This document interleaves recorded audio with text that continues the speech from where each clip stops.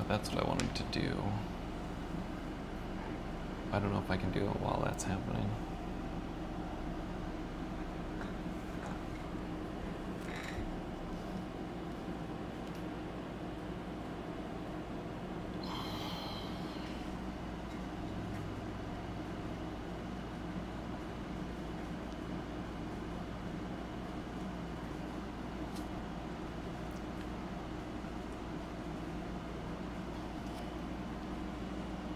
Where are you going?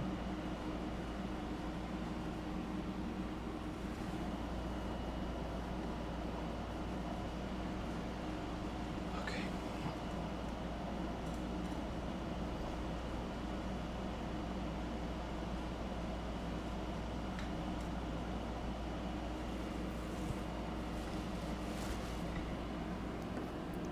Alright, so while this is going,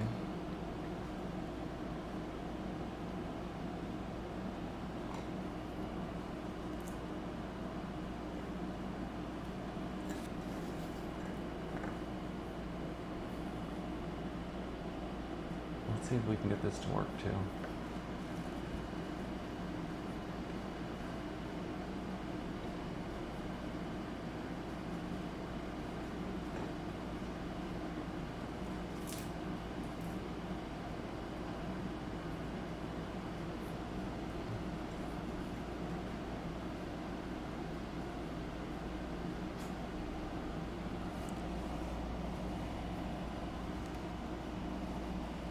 What you doing?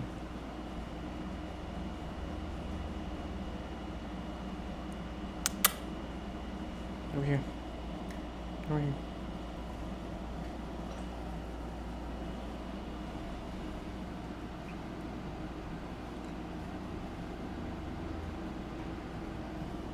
What's up? You are needy. What's up? Just here. Be here. Right here. Here's good.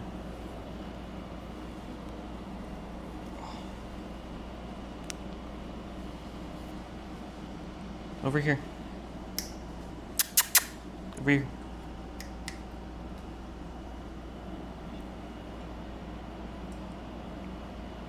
I'm trying just to get her to sleep.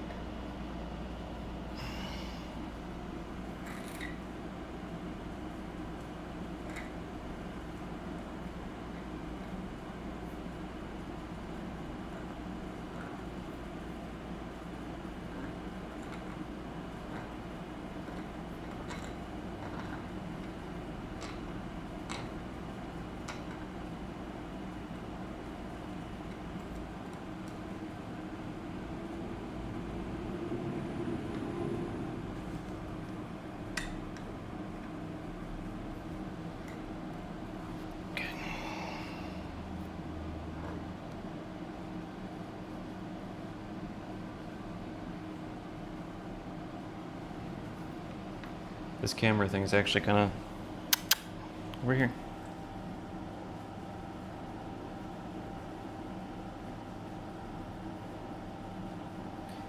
This camera is kind of nice because I can be up on my screen looking up at my computer and then see when she goes away off of her spot. She's tired enough that I'm hoping she'll just conk out and start sleeping after a bit, which would be great. So I can actually get some stuff done. But we're just gonna have to see, because, man. What? Yes, I'm talking about you.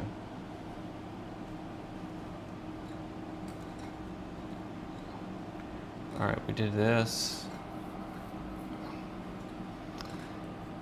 We did this.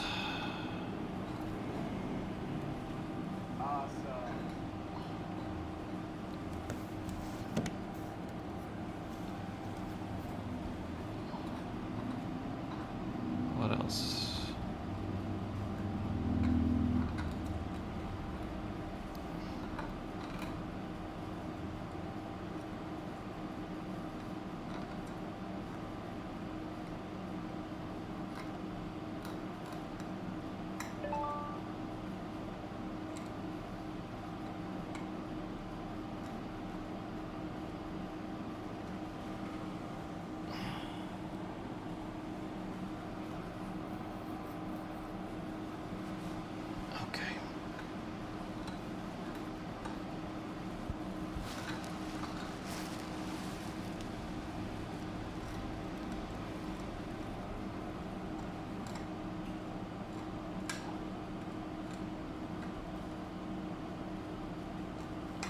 person's been invited. Cool. Alright, so let's set a direction.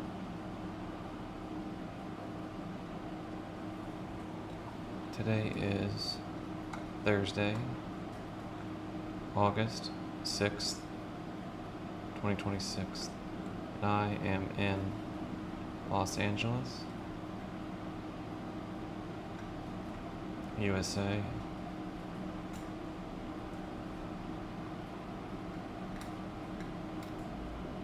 Earth, Sol, Milky Way, Universe,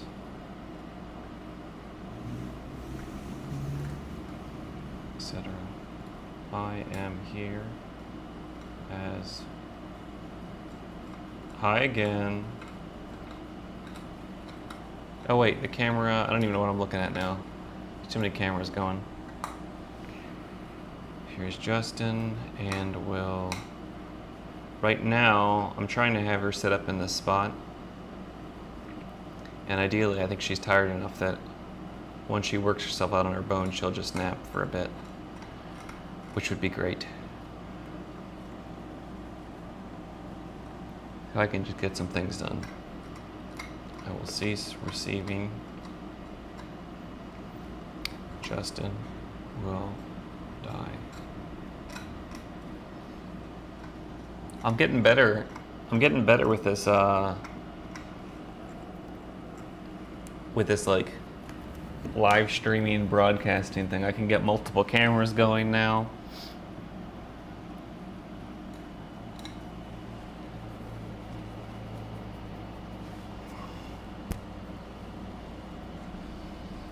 Okay. What do you want?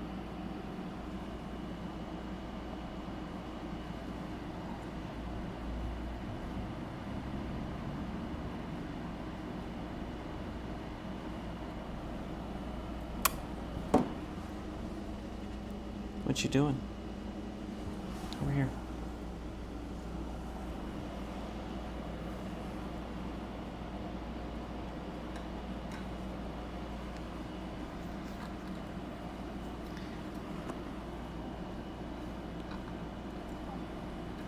It's so funny with puppies, and I think I kind of remember vibes of this from when I was a child.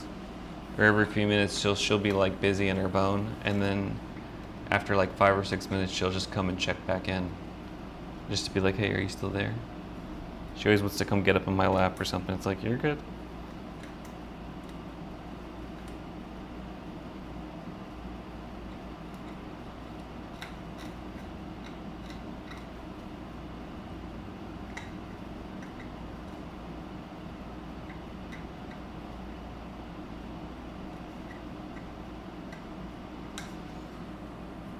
I love when they have a bone because it's like her job. It just gives her something to do.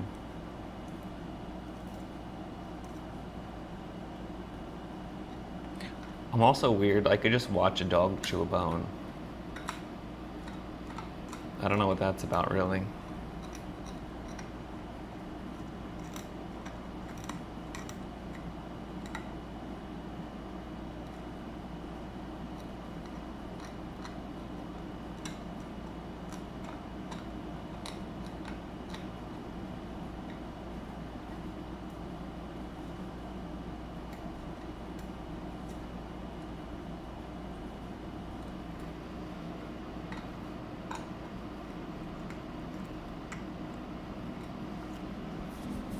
I'm not sure. Probably, maybe a little bit. A good bit, we'll see. I won't be the same because I'm not going to travel with, it's a decent amount of equipment. Not tons, but we'll see. But I'll probably try and do it in the mornings.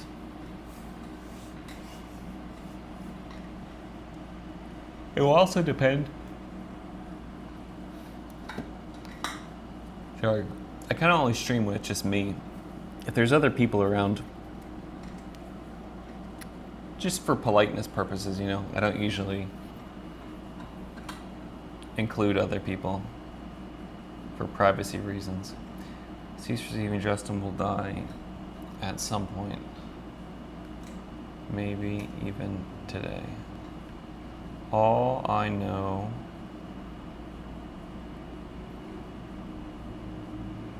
Are you going on vacation soon? All I know for sure is that I have right now. Okay. What's going on? I'm still here. Is that your 5-minute window to check in on me? Oh, that side looks good. You've been missing that side entirely.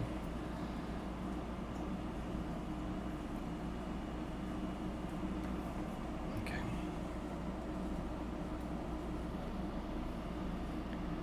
Today is different because it is the August 6th deadline for my yearly goals.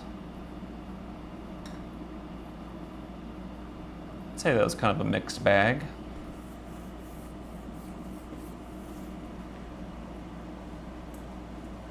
Okay, that's good enough. We don't need to write anymore that's special. I am grateful that for another, we're going to do my usuals to start out. You did tell me, Florida, that's right. Where are you going in Florida?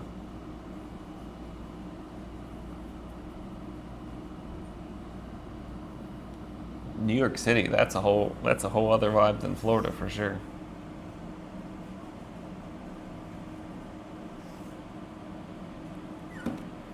You wanna come on?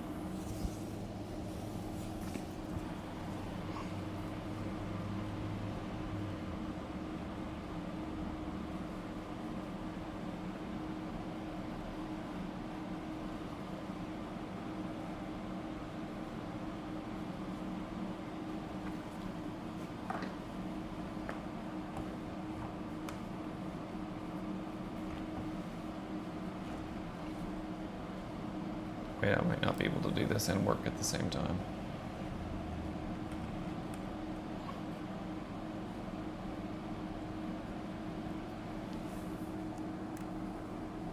Maybe I can move this closer.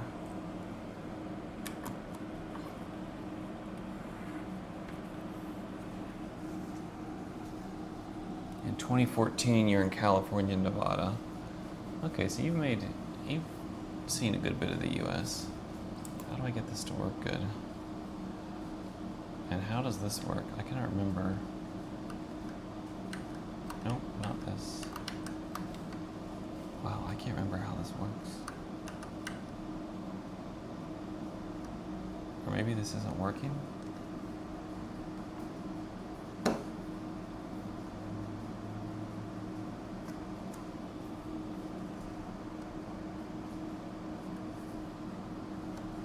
Is this dead?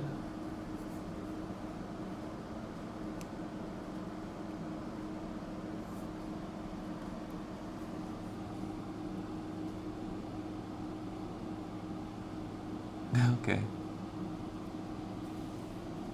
There's lots of good landscape in the U.S. across all bits of it. Maybe this is a better angle. Okay.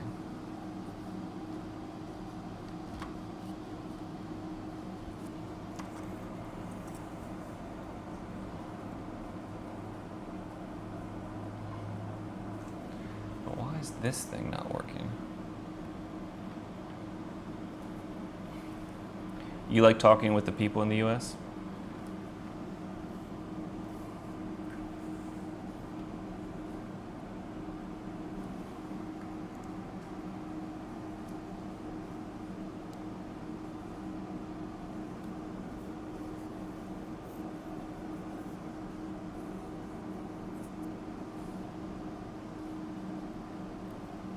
Grateful for another day to play the game. I am grateful. I am grateful for everything in everything.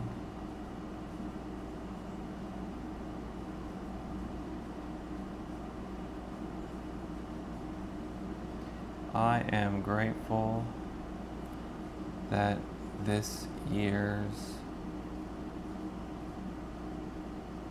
deadline is about over. Good riddance.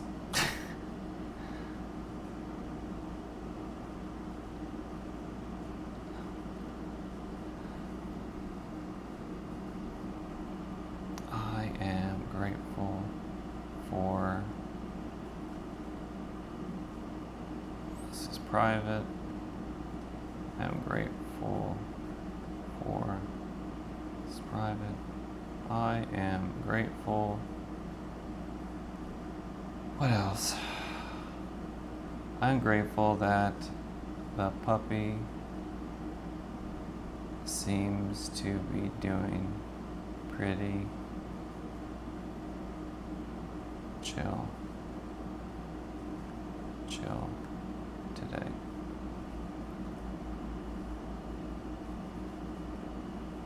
I am grateful.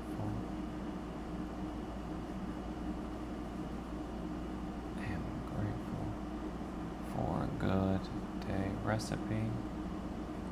I am grateful for, what's another one?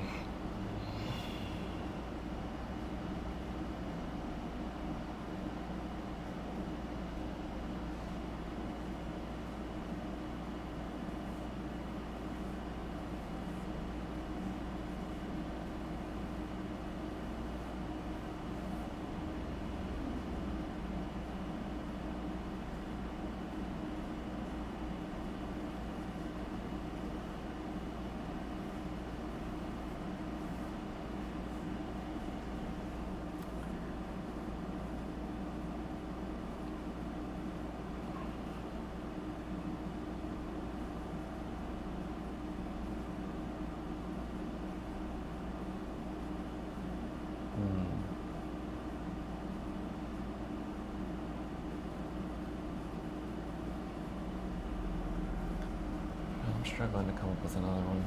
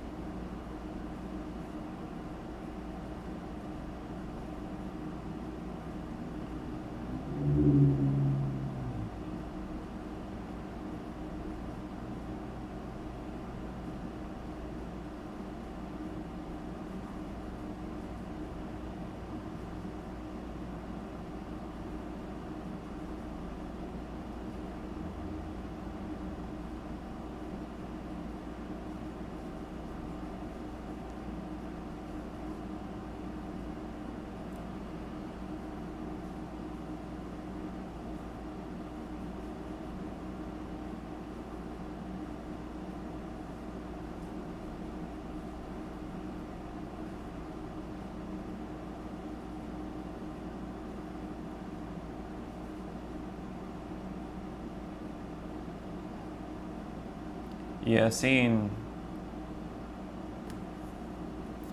LA from the hills is beautiful.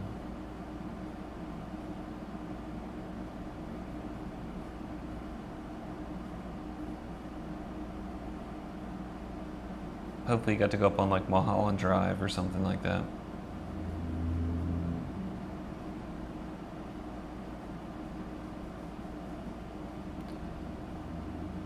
The like the app couch surfing or the term couch surfing?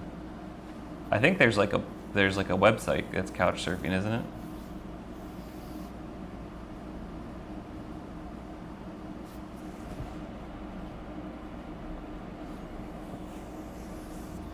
Yeah, I used to live off Mulholland Drive. I've never used the app.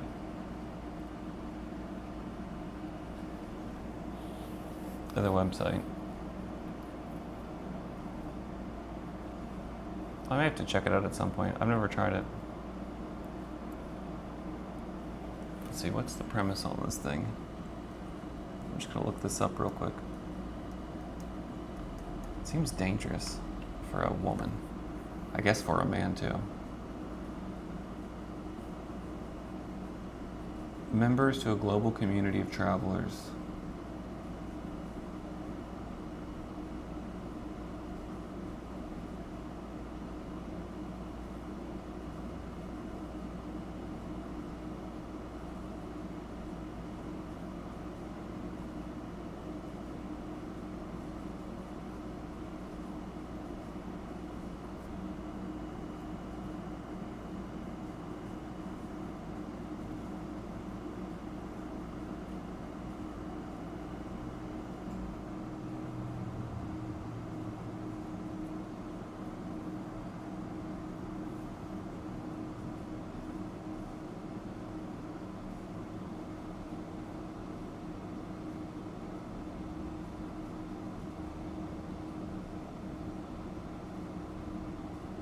So is it for people to stay in your home while you're there? Like, is it literally they stay on your couch or air mattress while you're there, or is it when you're out of town?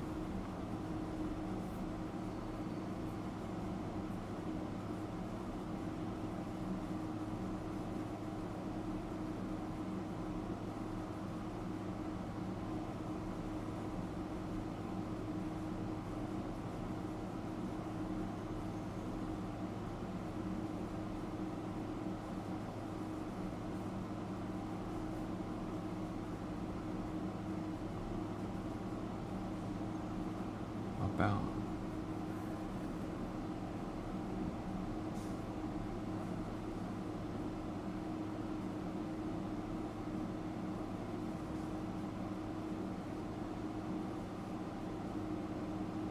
This is kind of cool. Rediscover your own city. Become a host, get back and open your home to travelers. Learn about a new culture firsthand or practice language to make the world a little smaller, a little friendlier. One of the best experiences I can tell about. Interesting.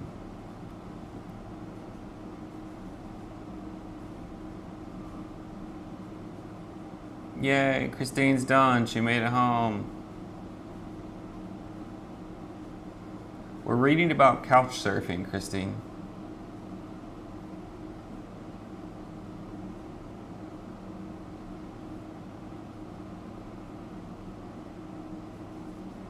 Strangers, friends you haven't met yet.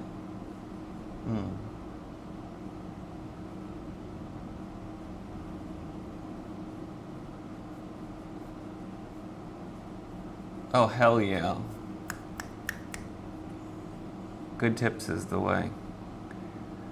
This sounds so scary. Like, just the idea of having someone in my home. It's like, what if I don't want them in my home anymore?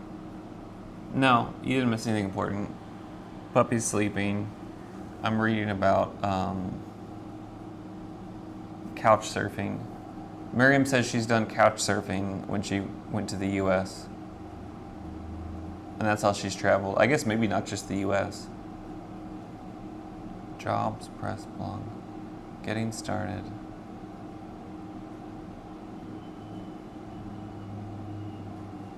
Watch an introductory video series. Oh gosh, these Try our ads. team for 7 days. And if you're This not ad is so annoying. Strategize, ideate. How much money did they spend on this? Okay, I'm watching the couch surfing introductory video right now.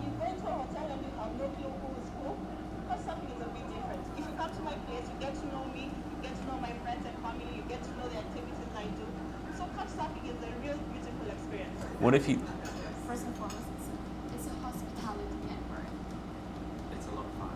It opens doorways between people and events and activities that you might otherwise miss. I don't like to refer to couchsurfing as a site, just a website. I prefer to refer to it as a community. Couchsurfing for me is just a really great, genuine way to meet people. Hey. Wherever I go, I want friends there, even if I didn't meet them yet.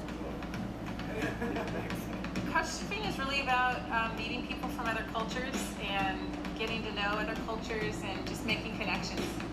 Let's say I want to know more about Europe, about Austria, whatever it is I want to know more about. And if I can't go there, then couchsurfing brings it to me. Hi. There's so many lovely people who are drawn to couchsurfing, and it's really altruistic. It brings out the best in people.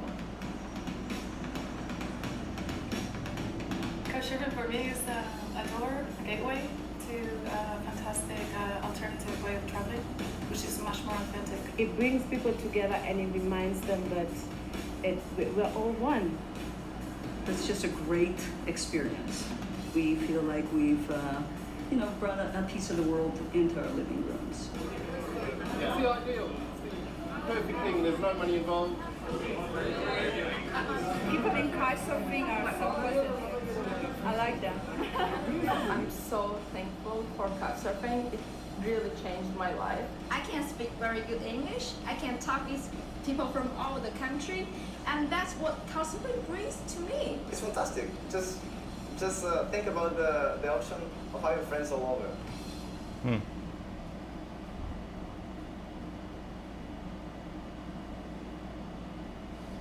Interesting.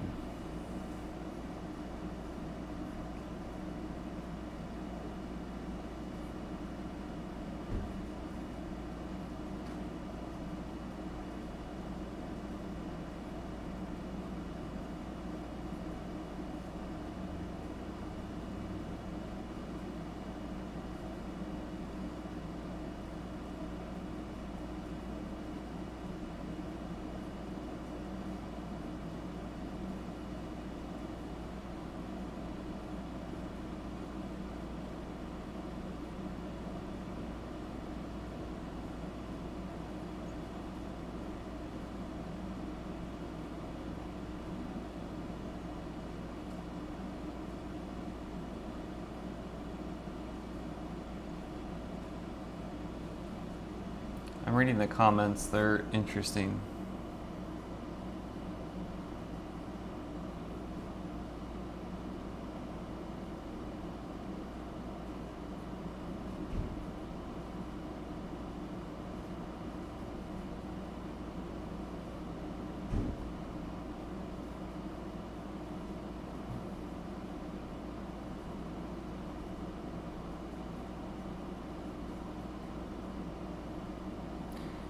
It is, they really could do better with this. Yeah, the puppy's sleeping. Christine does have I also like Christine's voice. As an aside, sorry, I'm just seeing comments. It really would be better, I think, on their website if they said, are you actually sleeping on someone's couch? Like, actually clear, it's like, do you have a bedroom?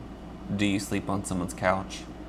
Do you know beforehand? Like, the logistics are...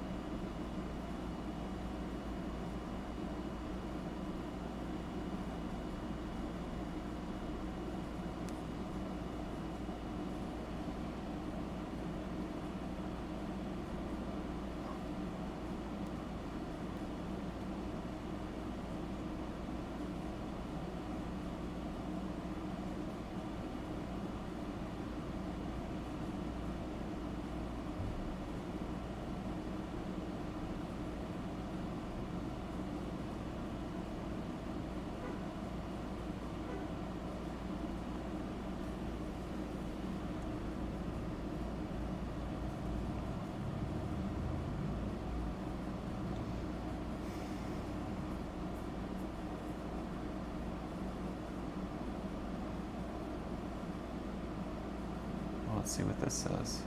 Attention retirees, if you're willing to be at your computer from 9 a.m. to 10:45 a.m. Is couchsurfing free? Short answer is yes, but they say you never get something for nothing.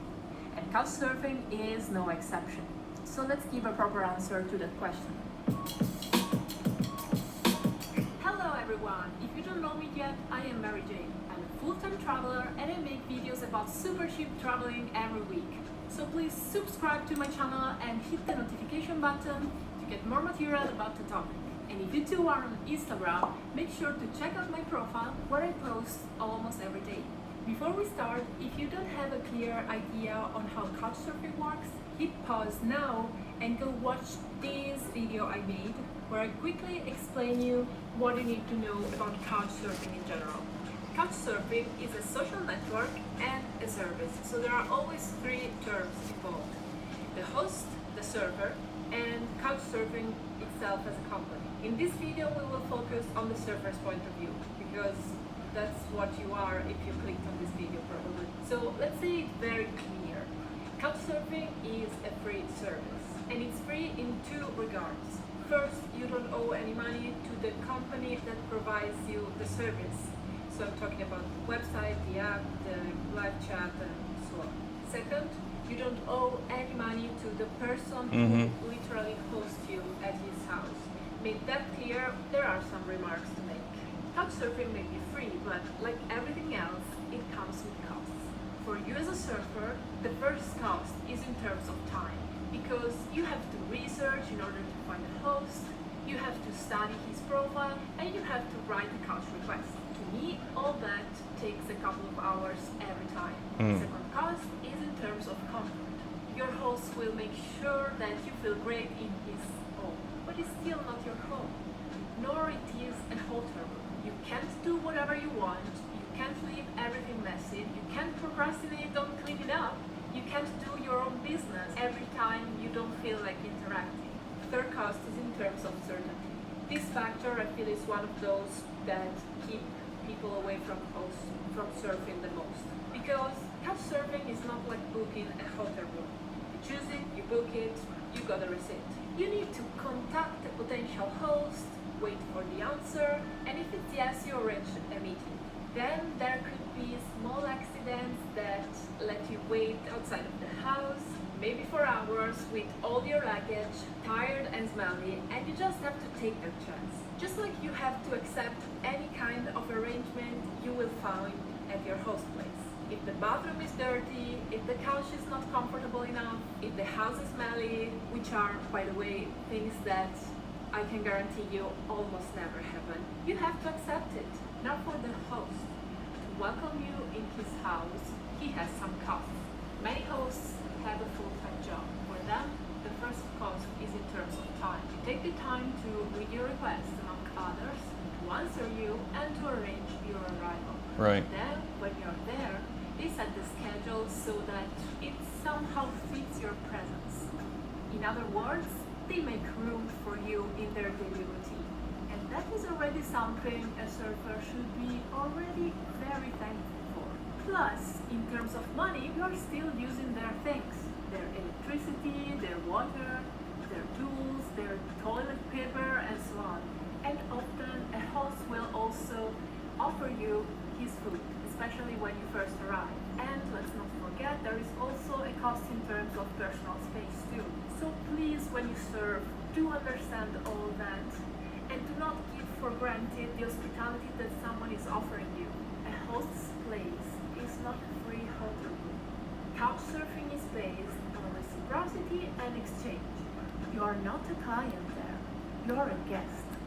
Lastly, the service that the company provides is free. It's a free website, free app, free chat. Interesting. I don't know how much the founders and the team earn and how, since they don't have advertising on their website, but I'm sure they busted their asses off to build all that, to keep it running, and to build a wonderful community. There is an annual fee that you can pay if you want to get verified, especially as a surfer, but the service is still completely usable even if you're not verified. Plus, the fee is proportional to each country's GDP. How cool is that? To wrap it up, I just want to say, if you're doing couchsurfing, you don't have to pay any money to anyone. But remember that your host is facing some costs in order to host you. So make sure to be thankful to him and to pay him back somehow. The best way to do that is to add value to his life with your presence. Be positive and supportive. Be inspirational and be understanding. each host will much likely be so with you as well. Keep the house clean and, if possible, leave it even cleaner than how you found it. Deliver some value. Can be material, can be behavioral, can be spiritual, can be all of them. If you do so, you will provide an enriching experience for both your host and yourself. And that's Okay, exactly interesting. how couchsurfing is supposed to work. Interesting.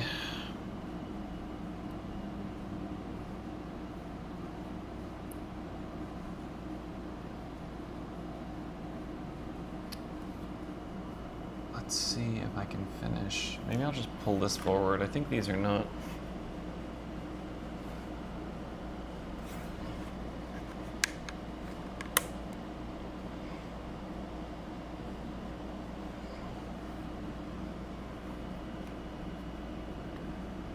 I think I may skip the keyboard because. Oh wait, do I have a cable here? Maybe I can plug it in this way.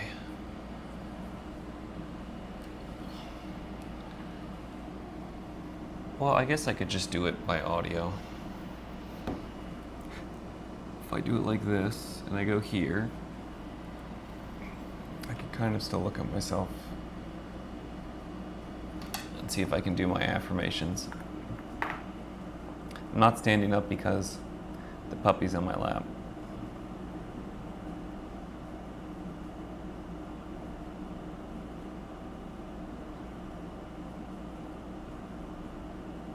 I don't know about these things. It's really hard for me to want to do anything, honestly, with the dog around. I'm not gonna lie. Oh yeah, of course. Sorry, I don't know what camera I'm looking at. Yeah. No, it's interesting to me. It's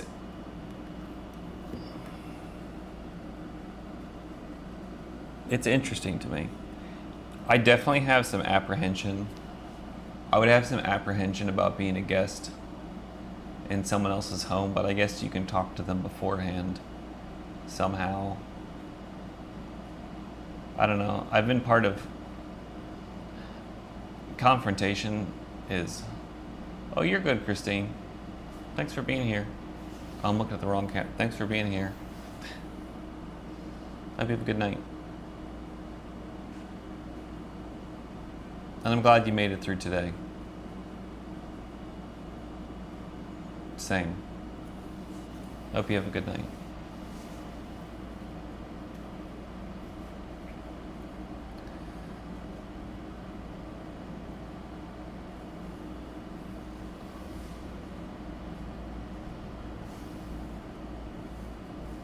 She's so sweet.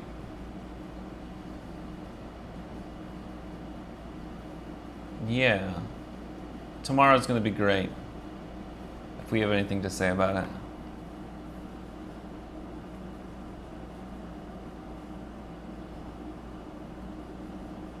Okay.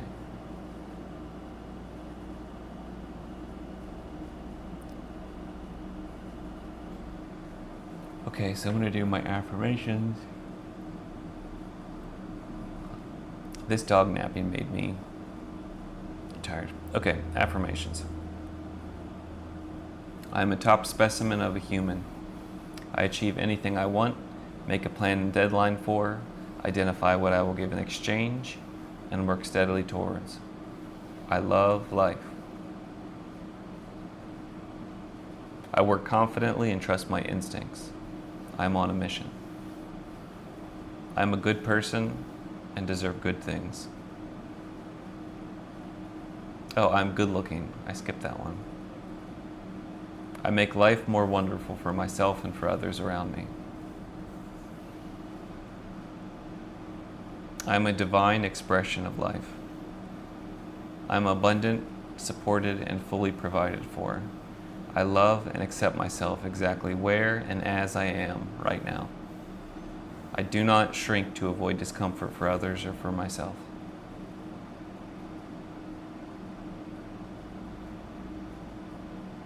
I do what scares me. I do difficult and scary things. I am honest. I am successful. I am a kind and loving human and husband. I do not get hung up on perfection. Instead, I do, and learn from my experience. I am fearless. I am unstoppable. I am infinite. I am a great dancer. I love without expectations. I approach all new things through a lens of love instead of fear. I feel my feelings fully. I make it play. I remember that it's all playtime. I ask for help. I treat my past, future, and now as valuable. I am present. What's going on with the camera here? I feel confident, comfortable, and assured because I am the divine and the divine flows through me.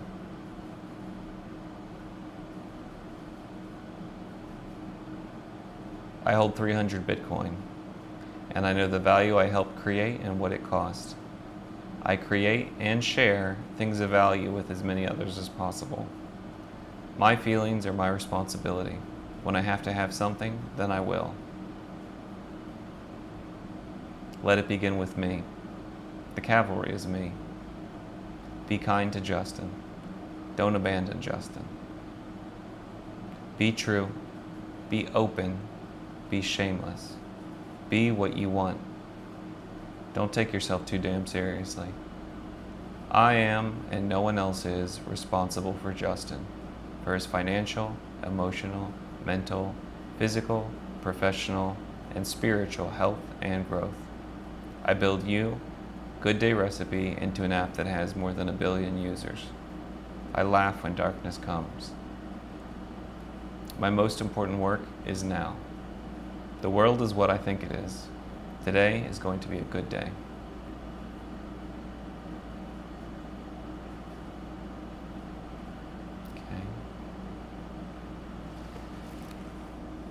Okay. This is good. Let's get this out of the way so we can.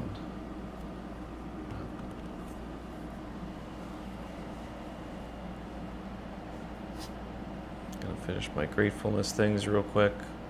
My private ones off screen. I'm grateful for.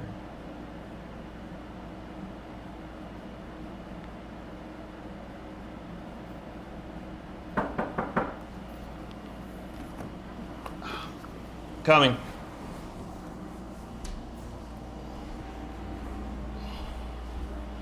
Oh, my foot's asleep. Oh. Howdy. Can we check your Yeah. Victor? Thank you. Yeah, of course. Thank you. Uh-huh. That's alright, it's just dog stuff around. Yeah. Need a light or anything? No, it's okay. Okay.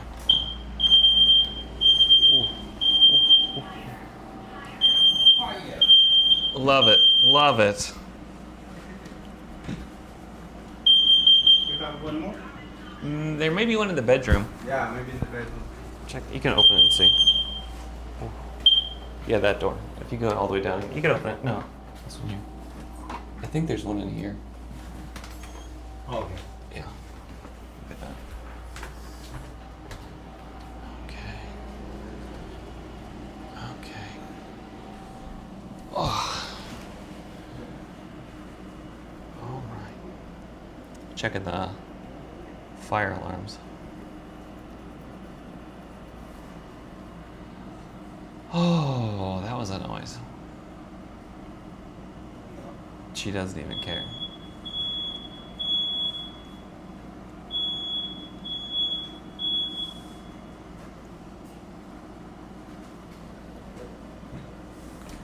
Thank you. Yes, sir. Seems pretty good. Thanks, guys. Thank you. Yeah.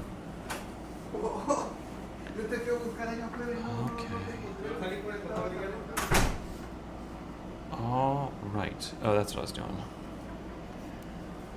Let's see. She's so tired.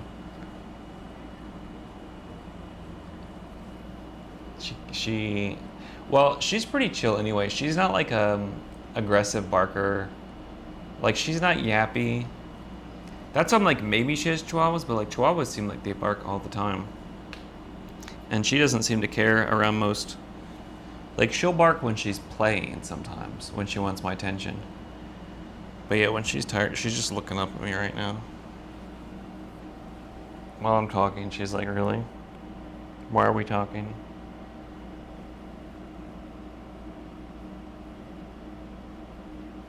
What are we doing? What's the point of this? She's pretty conked out. Such a good girl. Such a good girl.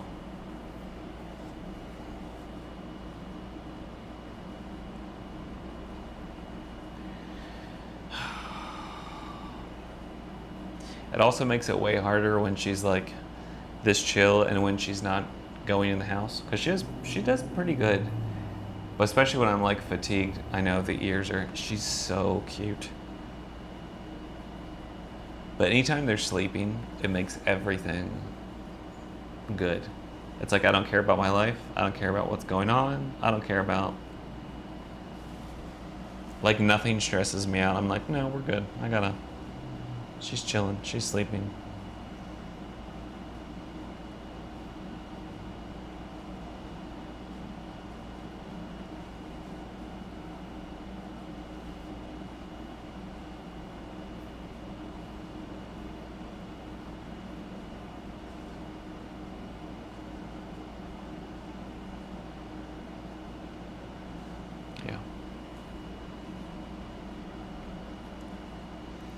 Okay, back to finishing this up.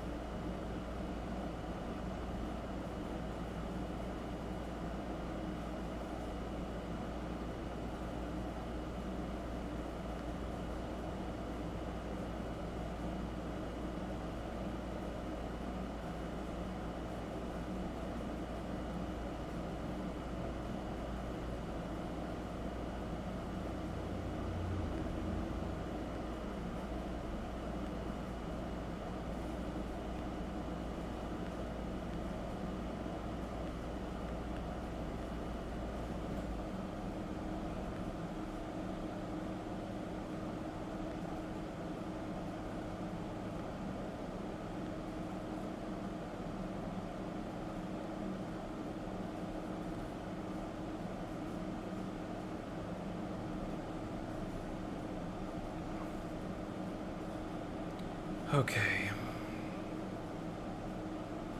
I need to get this new build of the app out, honestly. Because I fixed some formatting things.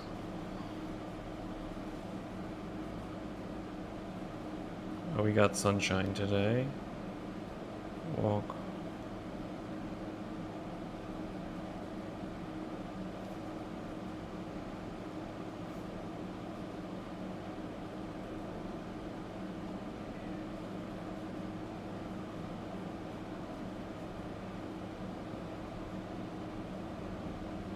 Let's see.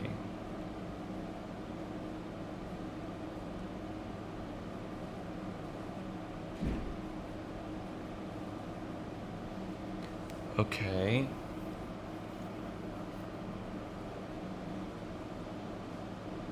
Let's do this. Go here, set the direction.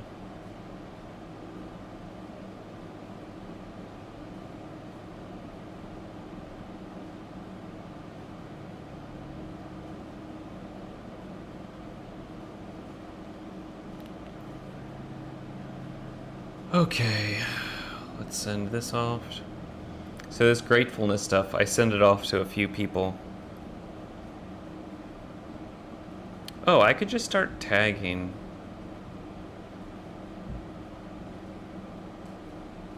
That person, it just occurred to me. But yeah, I'll take a screenshot of it and then I send it to a few people, a gratefulness list. If you don't,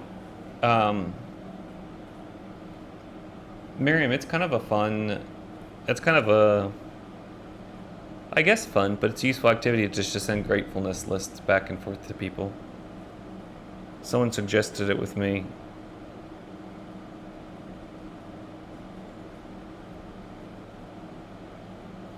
I don't always keep up with it though. But I have a couple people.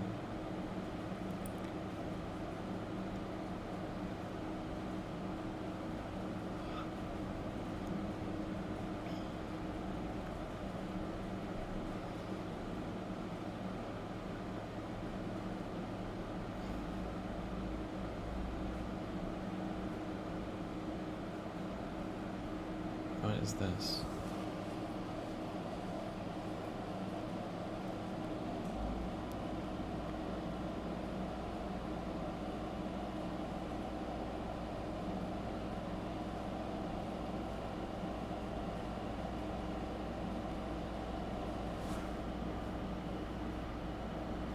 Don't know what that's supposed to be. Okay. So let's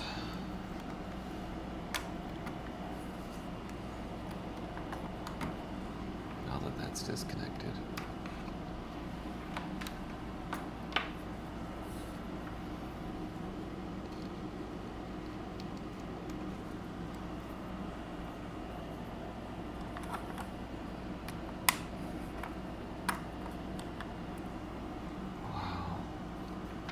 Yes, we do want it to connect.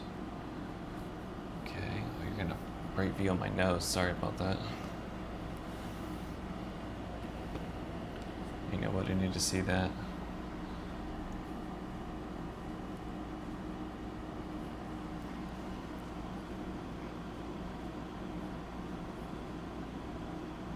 Okay. So.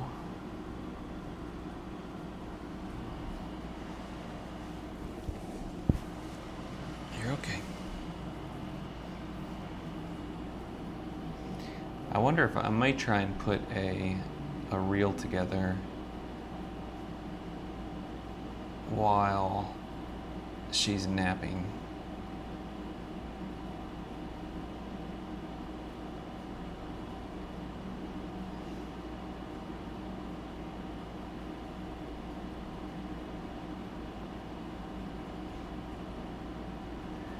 Or maybe, no, let's go with Claude and let's get this new thing out. So, actually, well, what does the daily briefing say?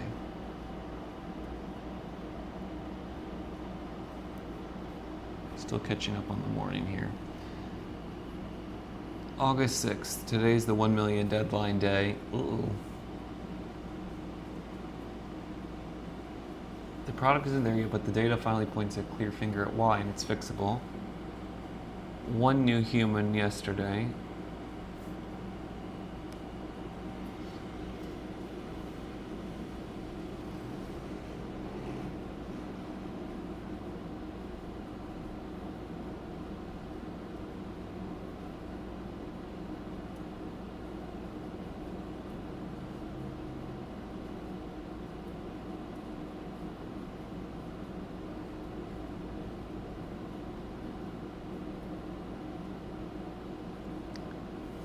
Ship the day 2 return hook spec to Lovable.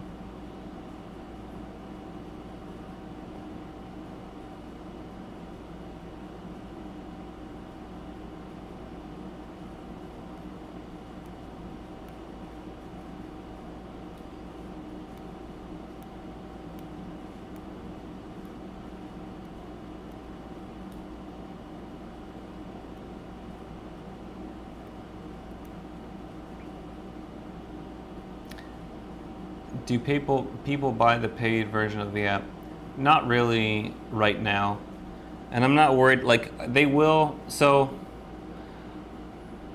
what my thought is at some point is once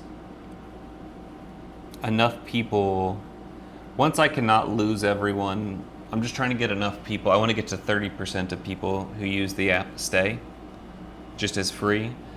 Once we do that, and I may even start doing it earlier because it will help bringing in some type of revenue and help also people. It just helps people buy in. I'm a big believer in that you get what you pay for. And so like when I want to learn things, I like paying people for things because I get more out of it because I do. Yeah, need a lot more people. But I think what will be one of the things, so like the AI insights that we have that are new, I think those will be like a premium feature. So like you'll get it free for 30 days.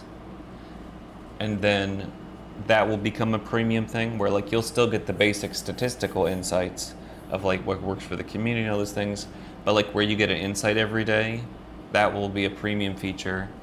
And then I think it will, Miriam, so you were the first, I think you were the first subscriber, like returning. I think there may have been one person before you that just did a lifetime thing, but that's not technically a subscriber. Well, I count it both ways. They just paid lump sum. So I think you were the first subscriber. Romy, why are you sad? Do you want a puppy? But seriously, why are you sad? I'm joking around, but I am serious. And I'm sorry you're sad. Yeah, I think, Miriam, I think you were, to answer your question, I think you were, in terms of a recurring subscriber.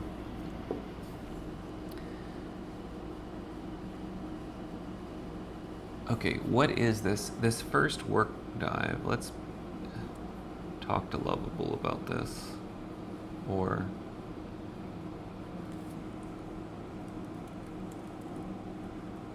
this got mentioned in my daily briefing. What is this exactly, and do we incorporate it? Are you able to look at the daily briefing in its entirety to see context? I'm going to share it here just in case.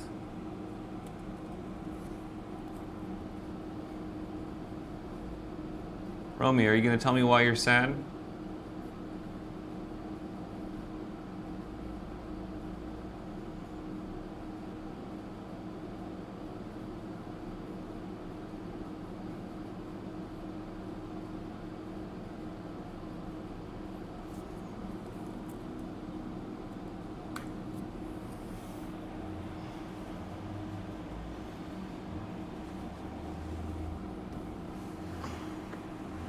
Oh, sorry, you just have a screen full of face.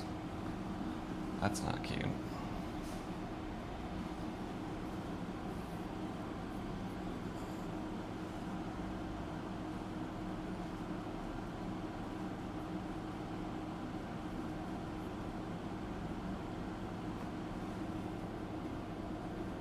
Family problems. I'm sorry.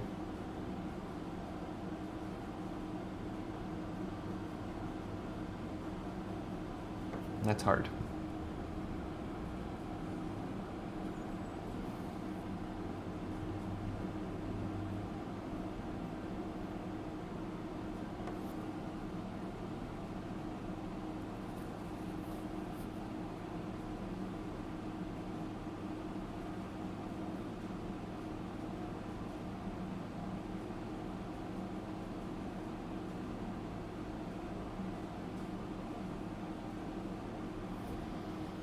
Oh, yeah.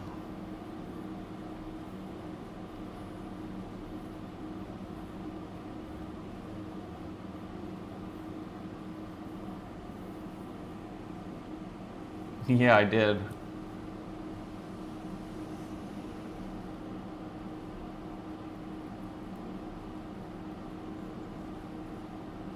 I mean, I mostly slept in the van.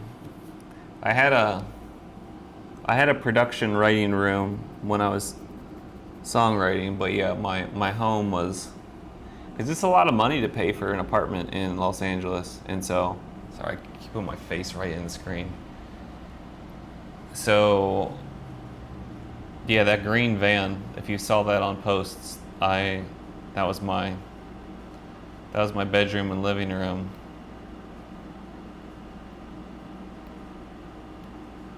And I would use the shower at the gym. At the college gym.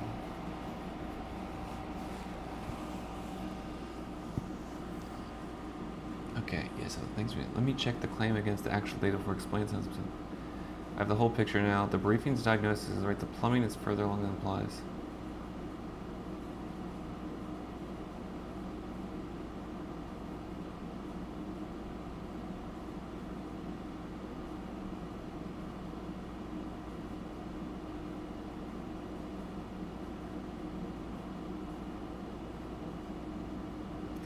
Of the 23 people who used the thing on day one, 2 came back. It isn't. Me, I spent most of the time in my car to the father. My daughter liked those. That was good but hard. Yeah, living with your parents.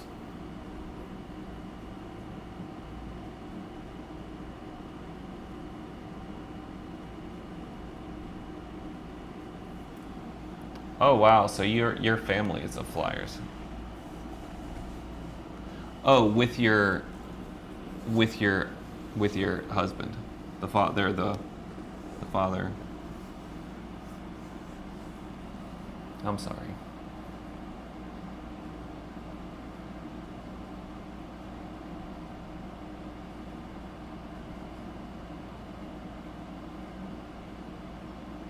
I hear you.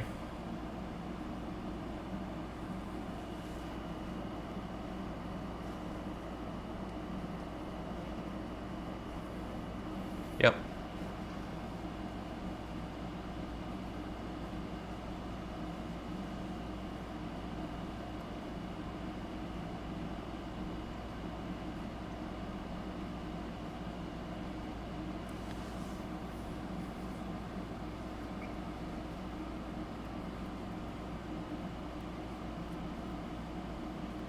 How long ago? I think you've told me and I can't remember.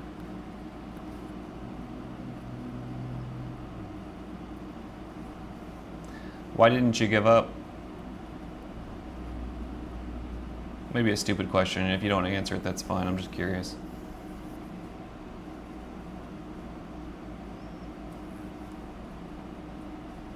I guess it's a personal question beyond being. Yeah. Yeah, kind of same.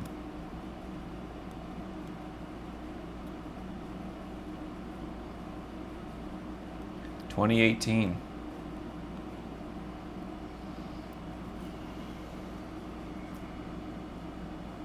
That was a hell of a year.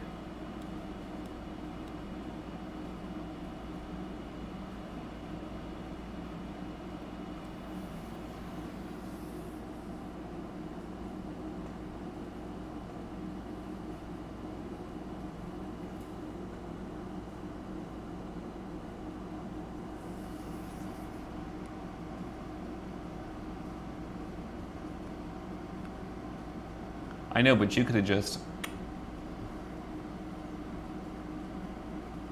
you know what I mean? Or steered into oncoming traffic. Sorry.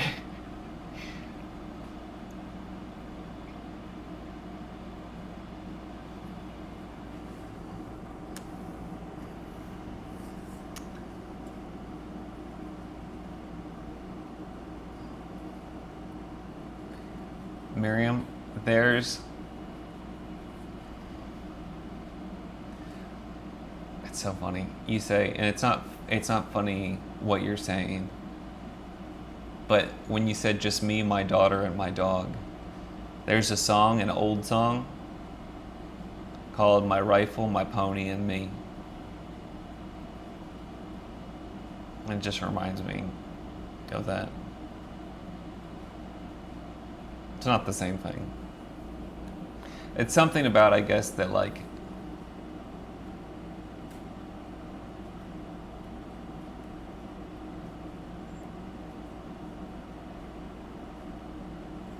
I don't know.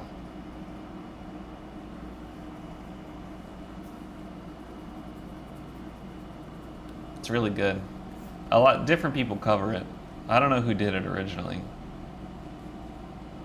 Yeah, it's like something something with my three good companions, my rifle, my pony, and me.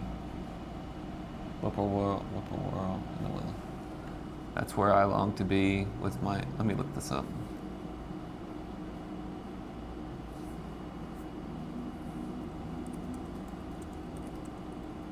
My friend, a friend of mine, this guy I knew who's no longer alive,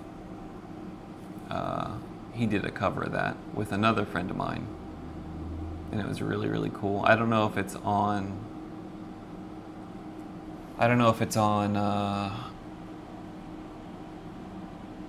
the internet. This says Dean Martin and Ricky Nelson. Was originally performed as a duet by Dean Martin and Ricky Nelson. It appeared in the 1959 Western film Rio Bravo.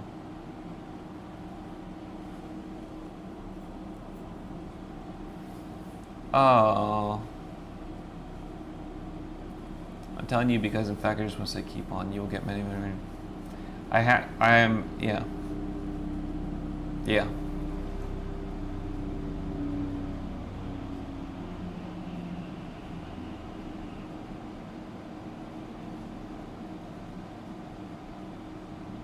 Yeah, that's one of the things I've been like finding about life is I want to be here for all of it.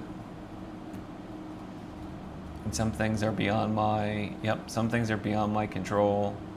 And if I want to be open to good things, I need to be open to things I don't like. And sometimes the things I don't like are actually gifts of things where it's like things for me to learn or grow.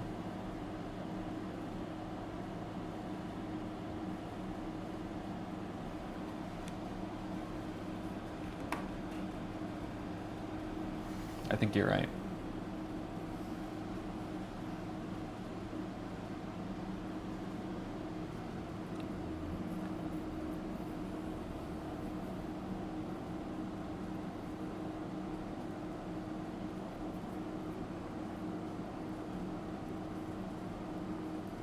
The push half. Having a good life from fighting depression trauma. Yeah, just a day at a time.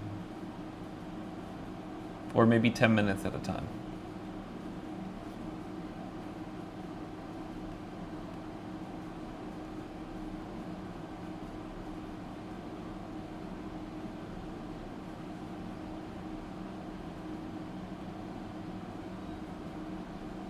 Yeah, mine's tricky right now because I'm trying to figure out. Mine got trickier when I started doing this app because it's a lot of work by myself so far. And that might be one of the things where like if I can get funding and hire someone to help, that will probably maybe help. We know different things. We see, I don't have a ball in front of me. We see different sides of the same globe. You know a lot.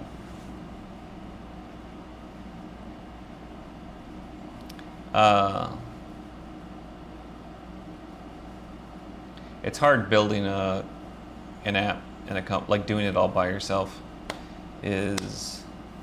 Sorry, I didn't mean to shake you. You are so sweet. It's hard and kind of lonely, and so in a lot of ways I wish. In a lot of ways, it would have been easier to just go back to doing like live sound and do that, and you have your tribe you roll with, which feels really good. And I love doing it; it's really fun. So it was kind of like double tricky. I went through some loss, and then it's been a lot more of like lonely day after day after day. But I think it's good. And one of the things I heard at some point was like, when you set a goal or you set your sights on something, the thing doesn't just happen. You have to be, what changes, the external things maybe don't change, and maybe they do change, but the only way they change is that you have to become the person that's able to be that or build it. And I think that's what a lot of this, like last year, and I guess maybe my life, the way I'm looking at it, the way my life has been, is all of those are the pieces and things I needed to have to be able to be the person that I need to be able to live that life. Or maybe it's all just a fun little ride where we get to like watch puppies every once in a while. You know? Look at this. How?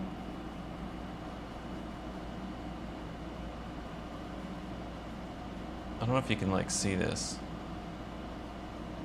because it's a delay when I see my screen. What, you just gotta view my foot, I'm sorry. That's so obnoxious. There, this is what I was trying to show you.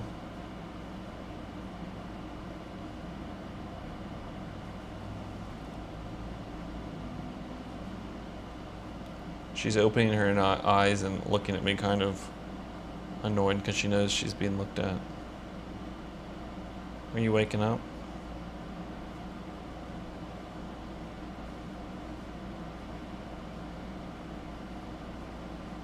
Do you know one of the other cutest things about puppies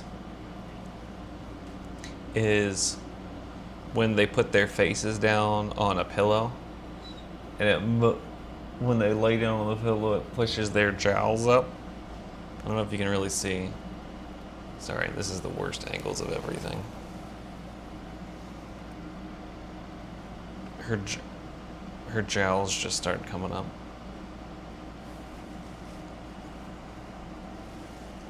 Anyway, oh, this phone's about to die now. Why are all these phones about to die? How do I fix this? I guess... No, where's that? Oh, I can take from this one. Oh no, because I don't have a USB block for that. Is it way over there? Alright, we're gonna need to shift you a little bit, little miss. Let me get the charger. So, what I'm working on, I think, today, I'm bailing off what I decided was important. I'm going to see if I can get this 2-day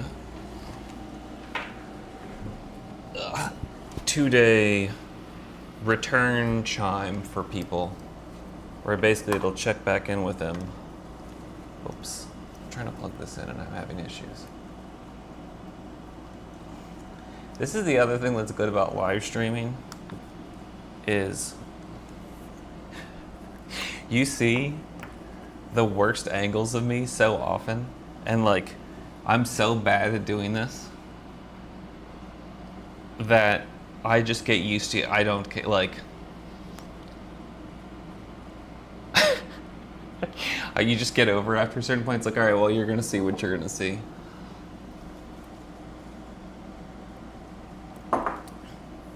It's like exposure therapy.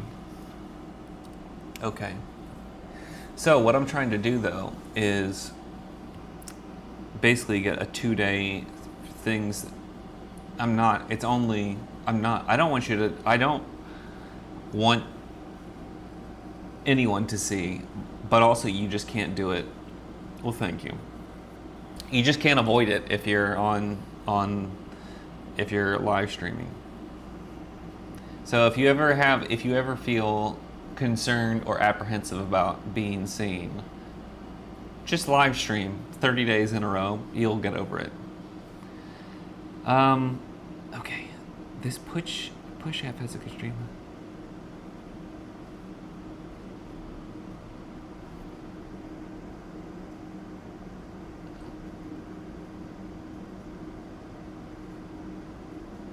Drop the welcome back floor to day one. Okay, I need to talk to the computer for a second. Who needs a filter, you know?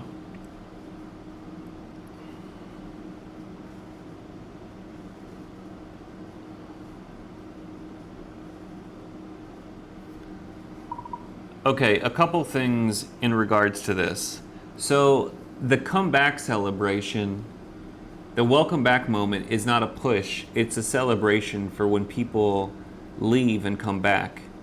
And I would like to keep it that way. Maybe we can keep it as you came back on day 2 as well. But I like the idea of catching people when they come back, like not.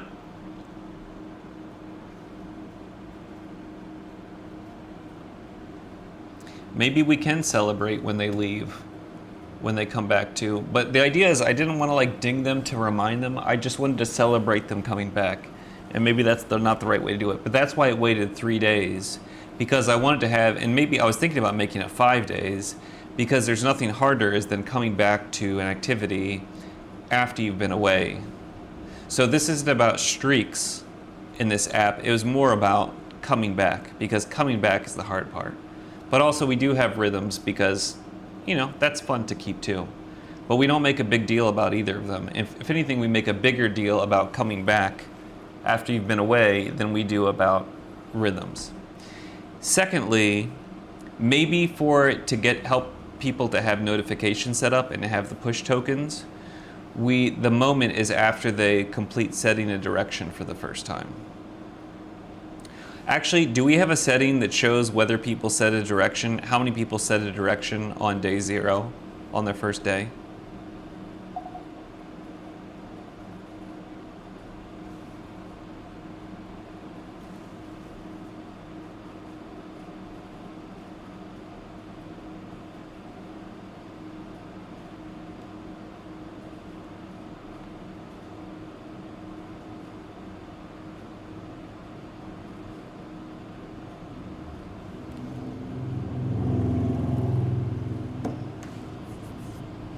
Just realizing there's messages I have to respond to.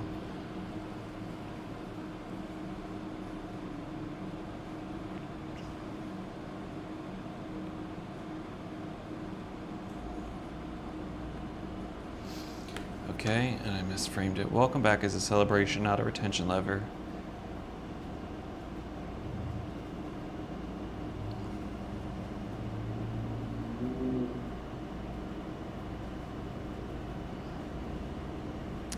Miriam, I'm thinking what I may do, if you're still here. One of the things I'm trying to figure out just in terms of content for the app is I may just start doing more book reviews, and like these are the books that have helped me.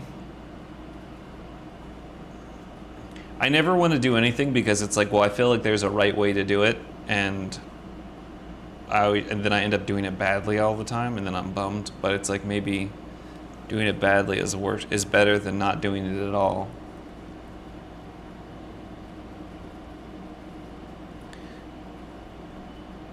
Okay, only 25% of people set a direction on day 0.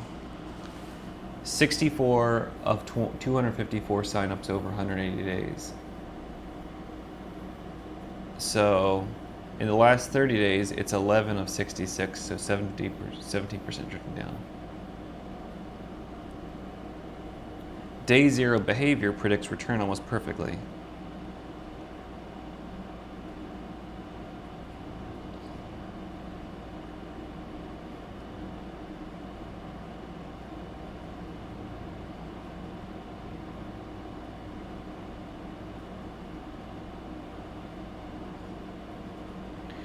Okay, setting a direction on day 0 makes someone 4.4 times more likely to return than not setting one. That's correlation.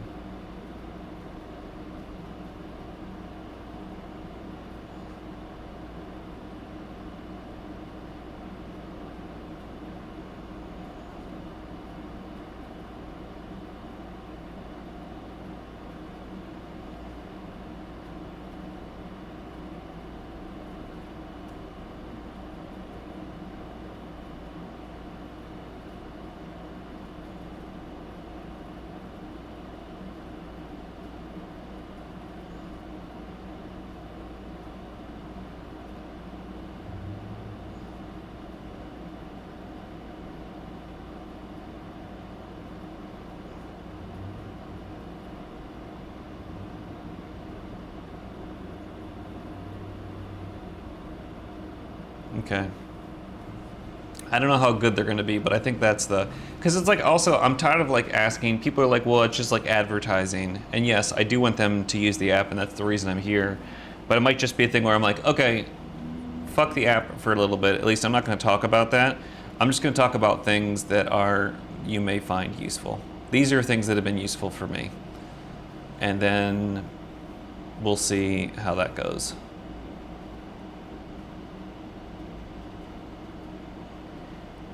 So 136 of 254 signups, 54% did nothing at all on the first day of using the app. No setting a direction, no closing today. And they return at 5%.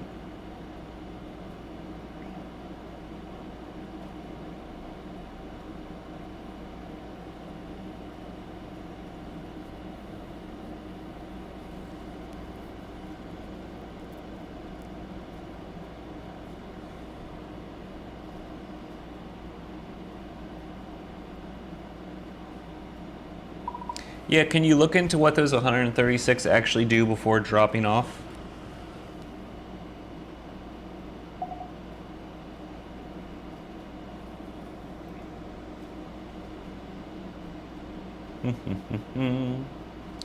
Because if we can lose, I mean, that would be a huge thing for numbers. They say this about like an app retention is basically you have a funnel, and the idea is that wherever the biggest hole is, you try and plug that hole first, and that keeps more people going in. So if we lose half of the people on day one, where they don't find it useful or see the usefulness, if we can help them make it feel like a little bit more useful, then we move to the lower numbers. Okay, that's fine. Thanks for being here, Miriam. Very much. And I'll check out the picture of, I'm gonna look at that picture of Eager later, once I'm off. Thank you for sending it to me. And thanks for being here. And I hope you have a good night.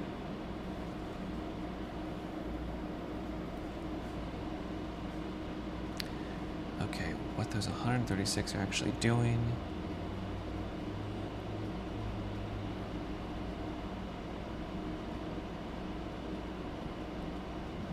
Romy, what are you saying wow to? Also, am I pronouncing your name right, Romy?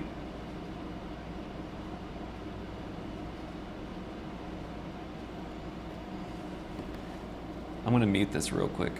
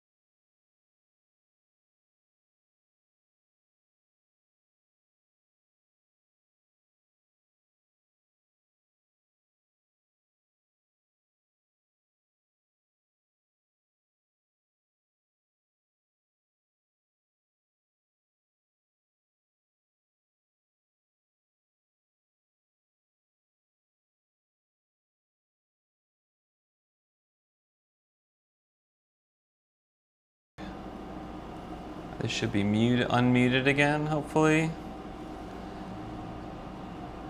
Okay.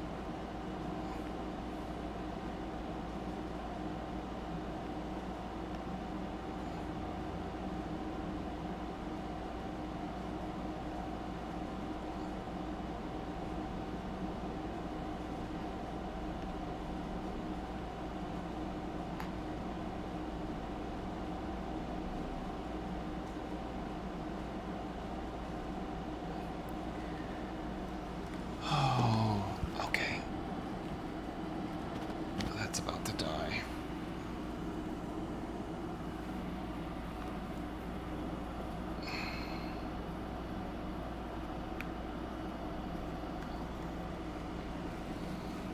Let's see if we can put this back down, get this working.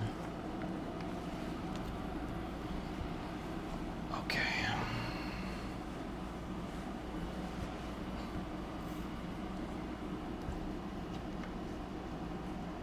It's charging now. Okay. There are two, and one of them is a wall.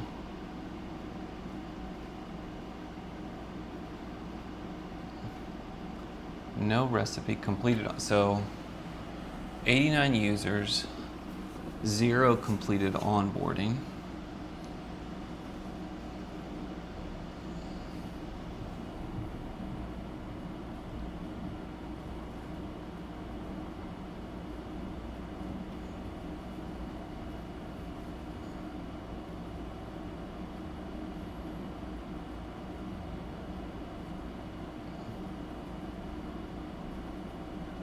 "46 of 47 answered the right drill."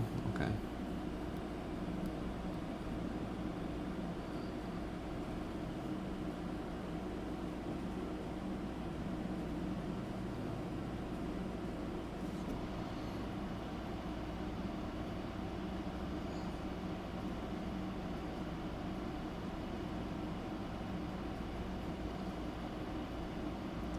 "85.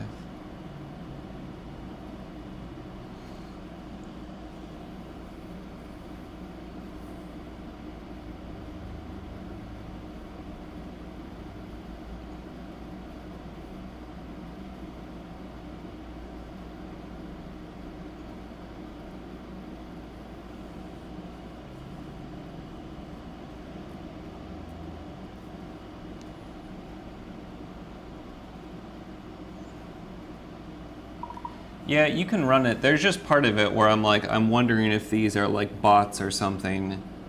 But yeah, if we can find out where they stop at and if these are actual human users, because I don't want to chase time trying to find people that aren't actually people, you know?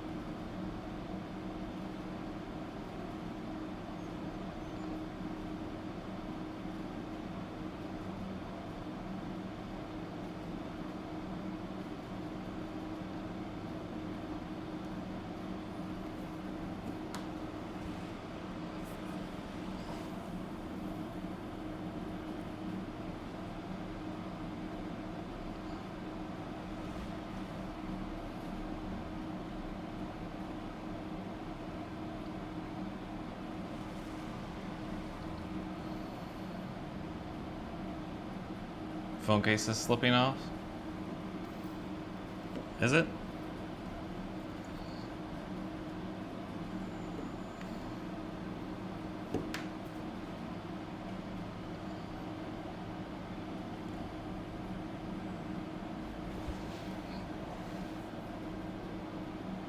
I might need to take her back out again soon.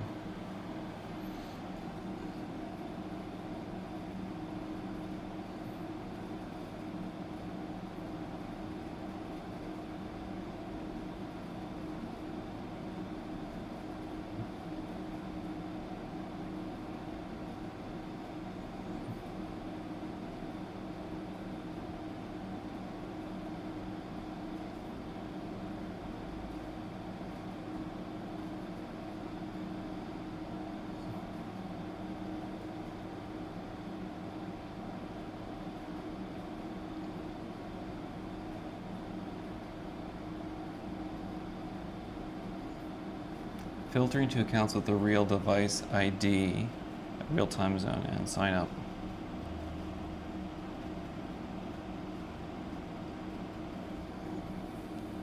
Got a recipe.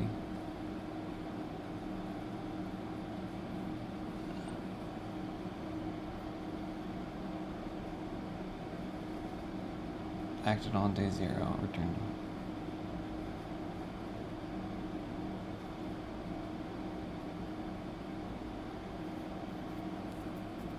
Wait, is this right?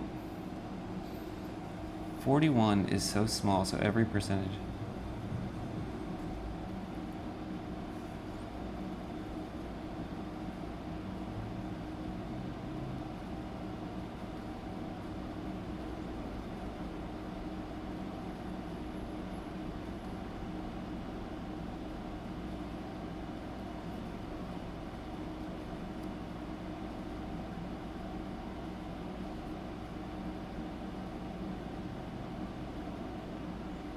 Sure, like let's build the real user's view and see what the actual numbers look like.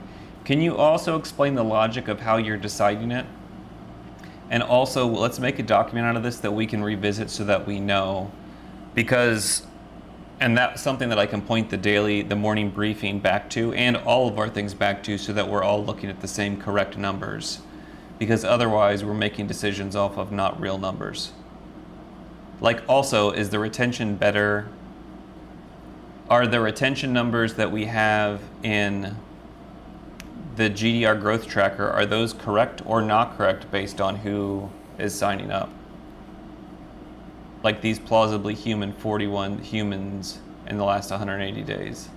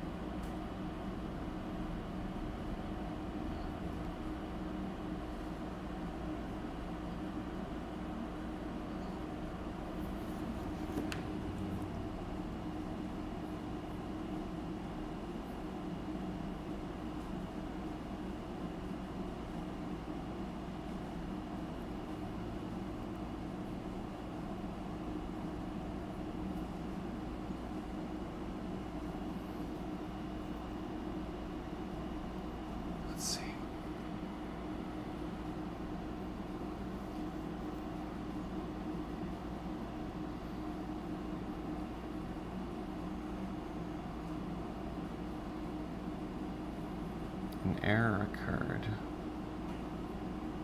Facebook. No, that's not right.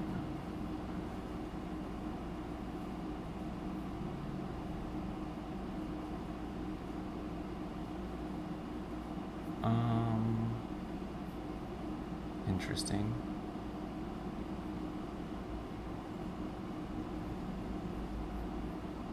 Baby love, my baby love.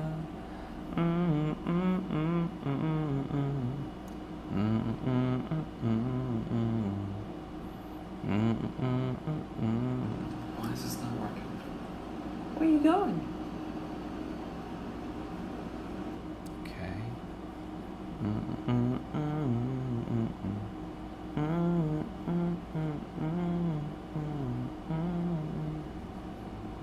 Wait, should this be charging right now? Is it not? Oh, is it dead? It says it's out.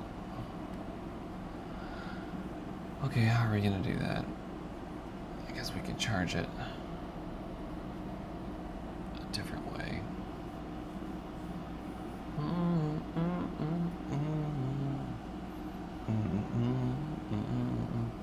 Well, we could do it like this.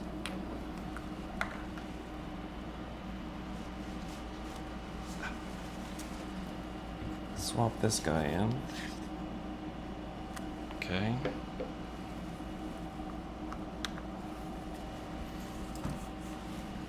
Baby love, my baby love. Do do do do do do do do do do do do do do do do. Baby love.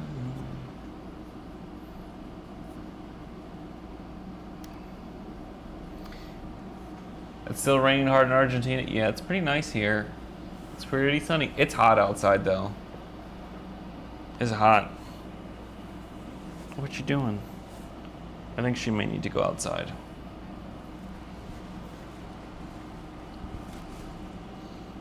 I think she may need to go outside. So I think that's probably what we're gonna do.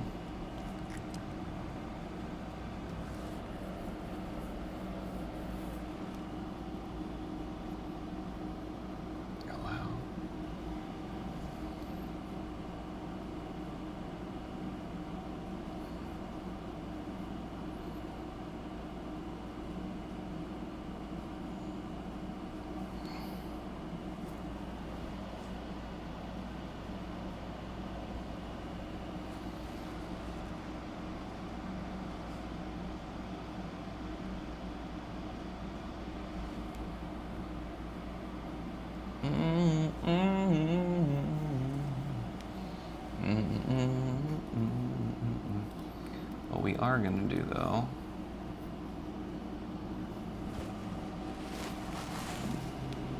let's get this order in.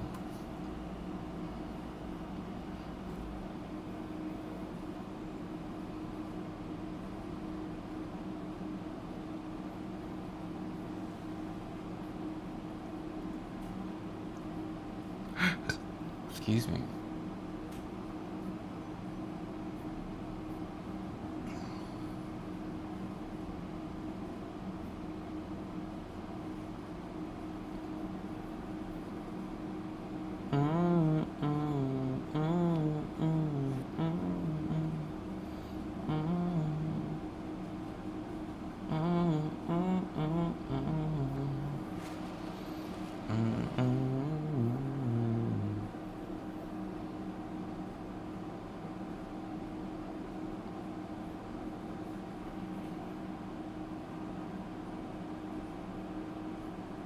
$111, gosh.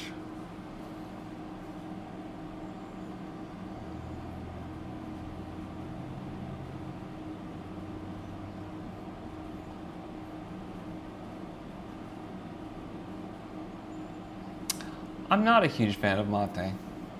It's okay. I feel like anytime I have it, I always burn the shit out of myself. Maybe I don't know how to do it right.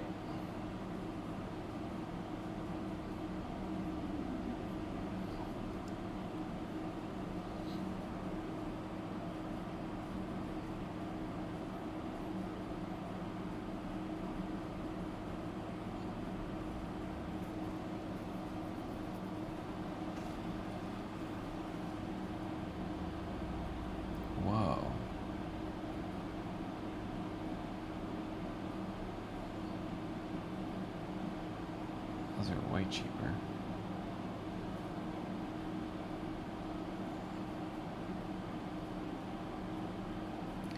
Do do do do do do do do do do.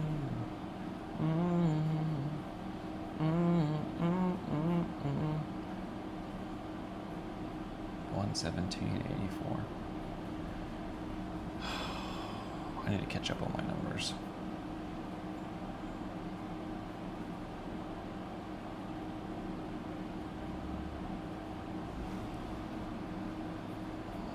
Okay, what does Claude have to say here?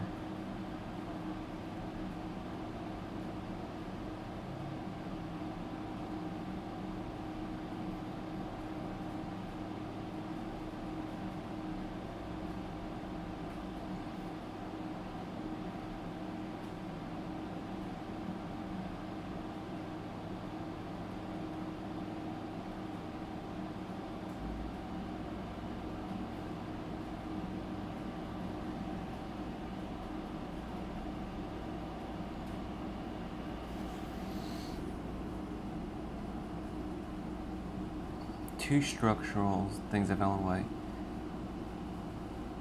The rest are bare rows. And then briefing was using it as the user table. No problem.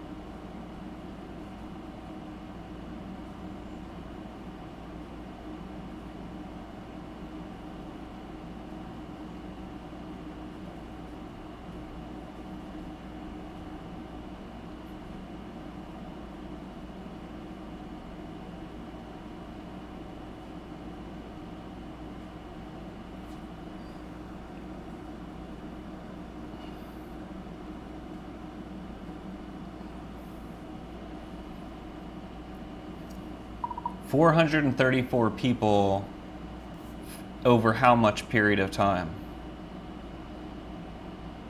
And so do we have a way of finding out how far they get in the app? And you're saying these 434 people are real people?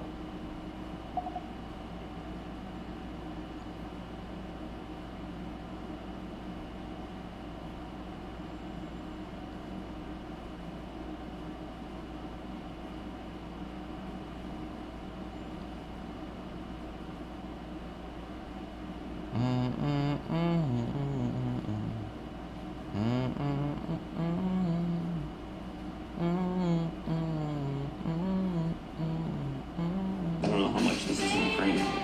But this is this girl. Look at this girl. She's the sweetest. And she's very chill. Good stay. Good. You are such a cutie.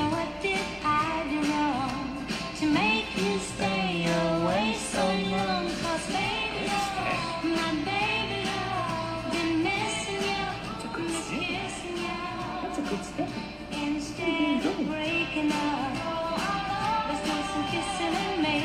Good place.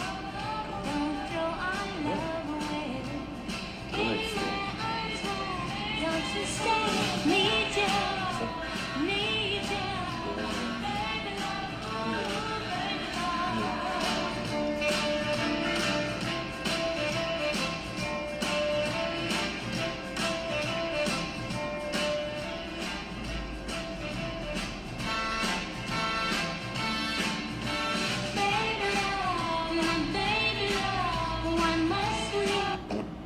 Yeah, she's sleeping. I don't know if you can see, I'm trying to move my hand to the way, but her head's on my thumb, so I don't want to move my hand.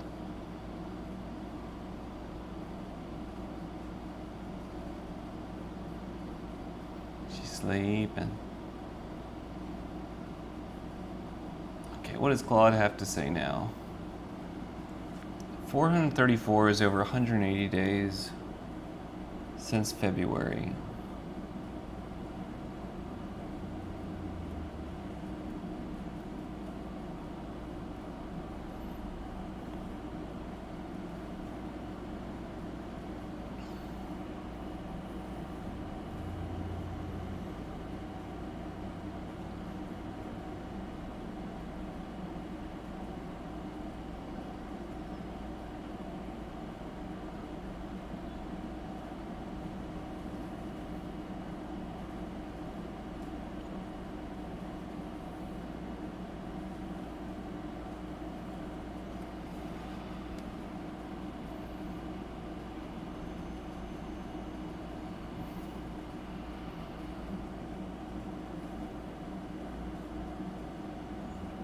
Yeah, she's the sweetest. She's the sweetest. See this little white stripe going down her? It doesn't go to her belly. Well, her belly is not really that much hair. She just has a little white streak here. And then she has little white paws.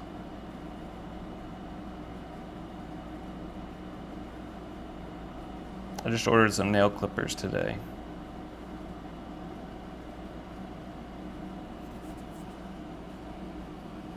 Yeah, she's a cutie for sure.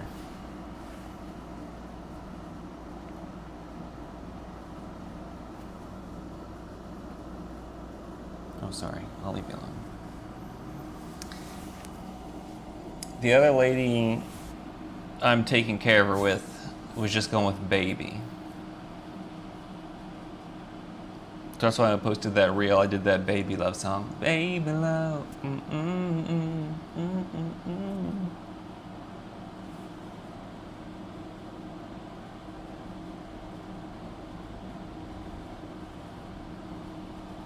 She's so cutie. Okay, two things jump out. Closing the day.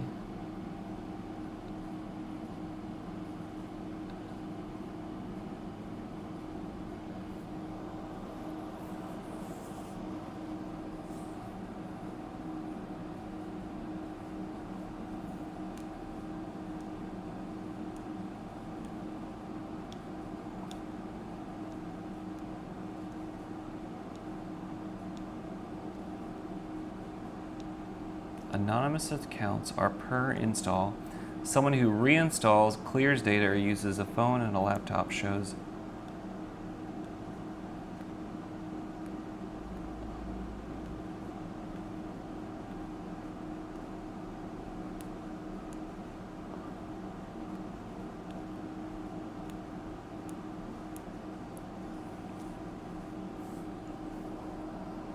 Un bebé.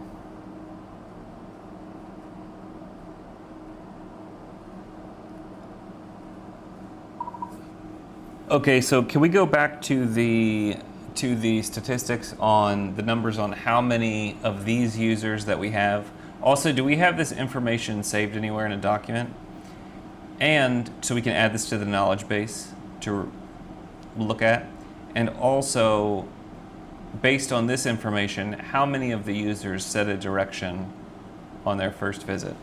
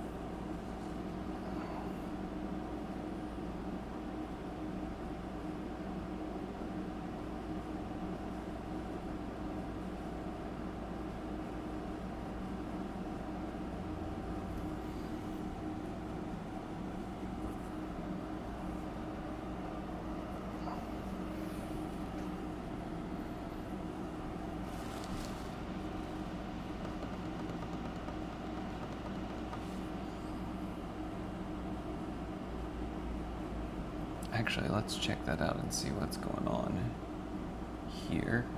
Oh, wait. Okay, don't need to worry about that. 1, 2, 3, 4, 1.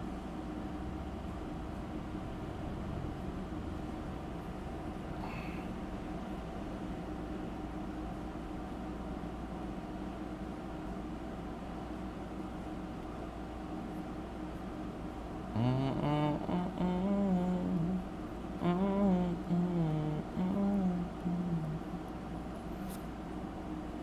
7.7% versus 4.1.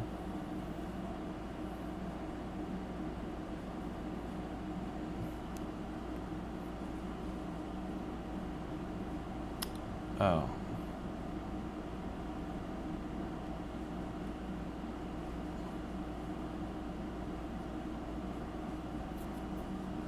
Notifications.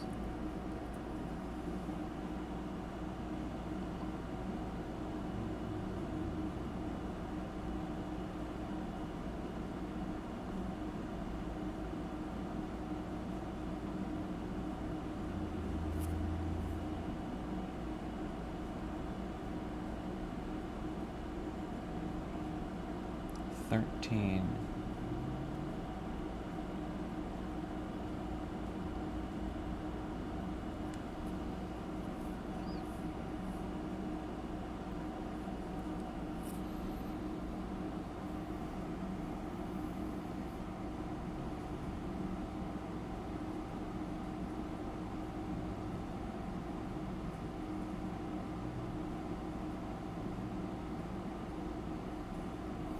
I took 2 years of Spanish classes, but they weren't, it was a long time ago.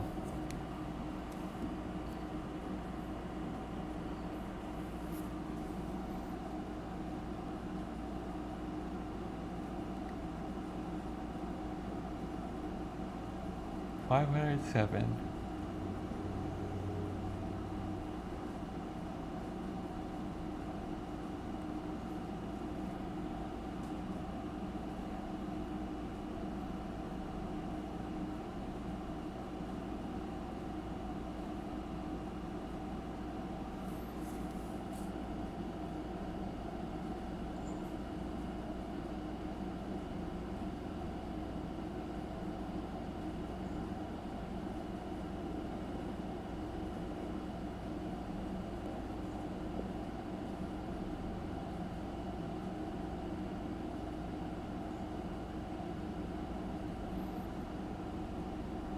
Okay, 70%, 37% of the 75 came back another day.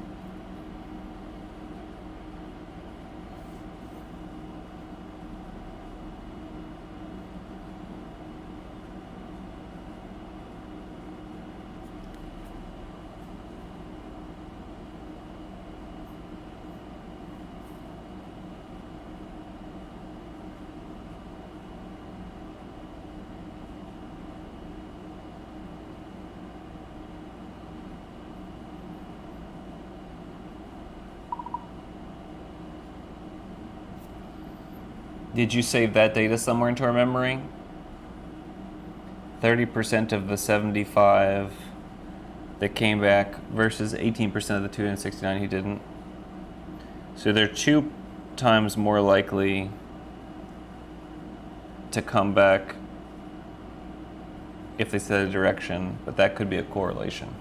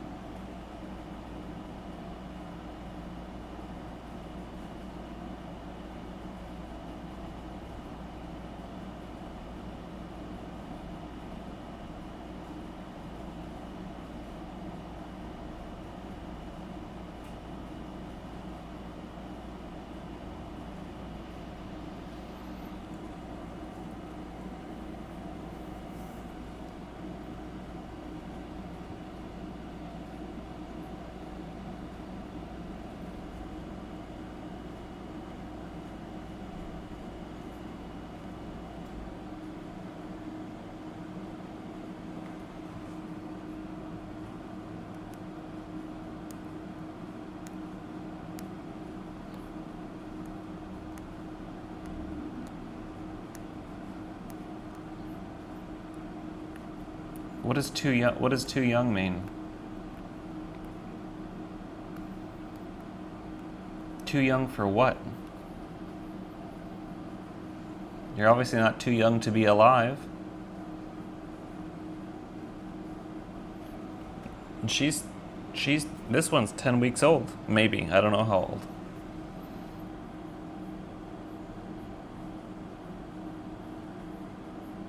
Okay. I guess one of the things that I'm trying to figure out is, so yes, we could set up a prompt after they set a direction, which is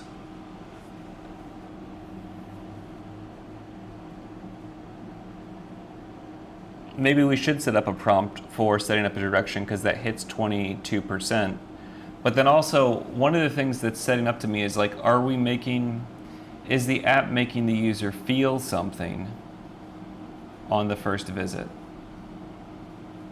And either feeling seen or like hopeful or something. Because if it's just a tool, that's not going to work.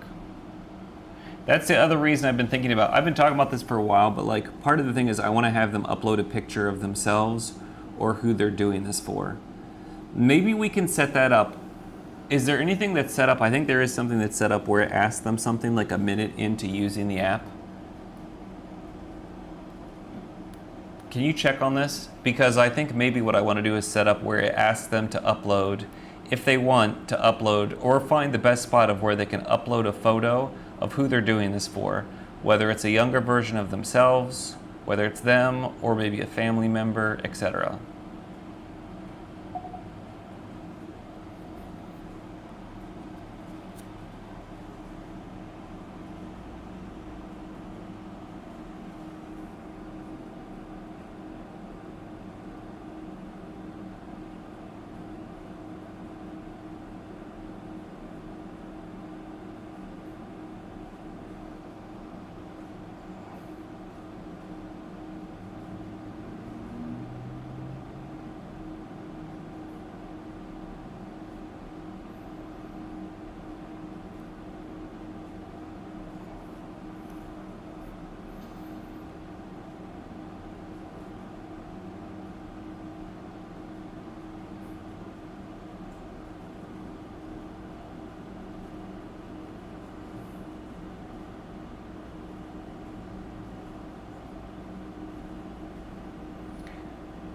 Are people saying the new Strokes album is good?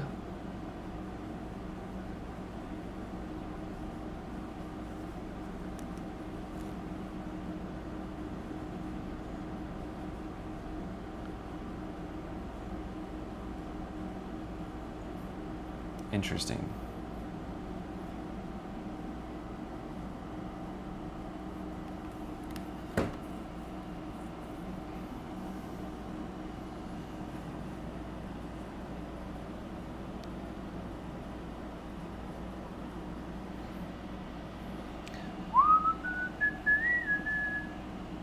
Was that too much? Sorry.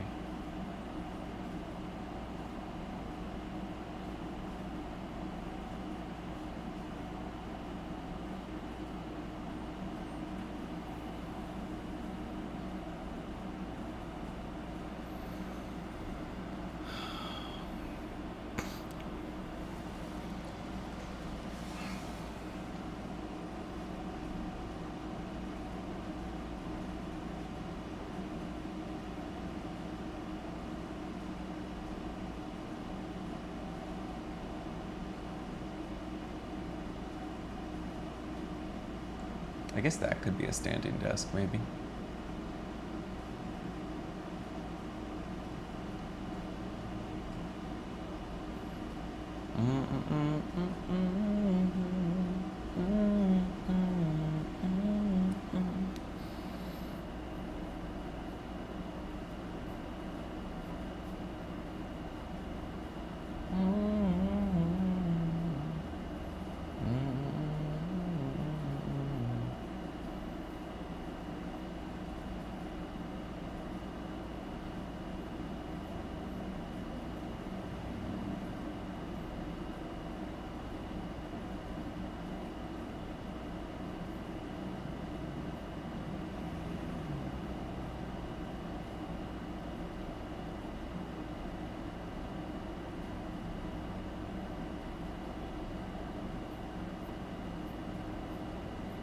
What does Yoj mean? Y-O-J?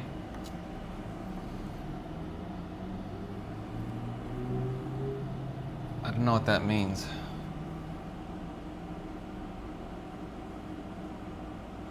You look 23. Are you talking to me? I definitely look older than 23. I've seen some 23-year-olds. Thank you. I'll still take it. No, I won't. I mean, I can't actually. I appreciate that you think that, but I've definitely seen 23-year-olds and they look like babies.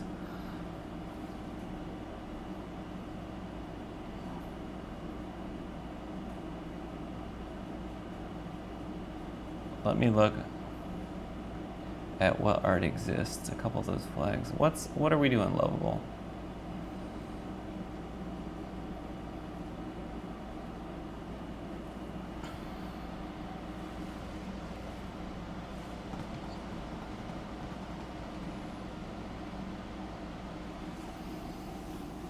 Romy, you're funny.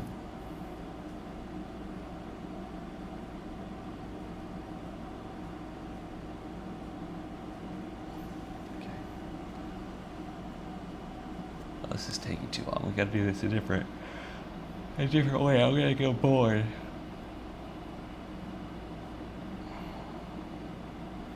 I guess I could be doing my numbers while it does this.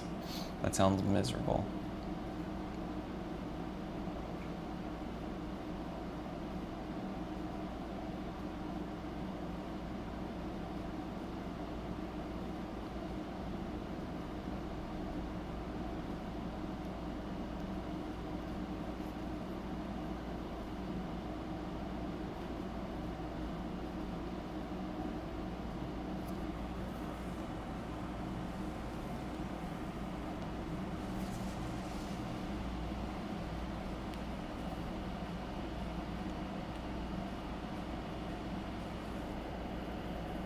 I need to get a haircut.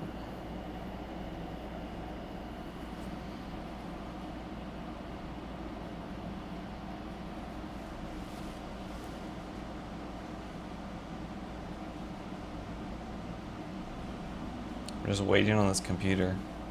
Waiting for the man with the bag. In this case, the man is a machine. Oh, I need to pull my legs down. Oh. Sorry, bumpers. Oof.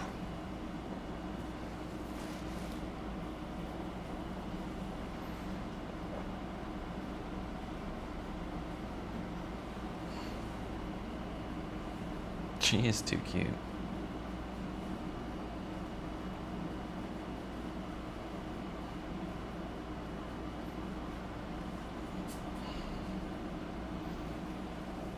Okay, looks like it's still doing stuff, which is annoying. What's going on here?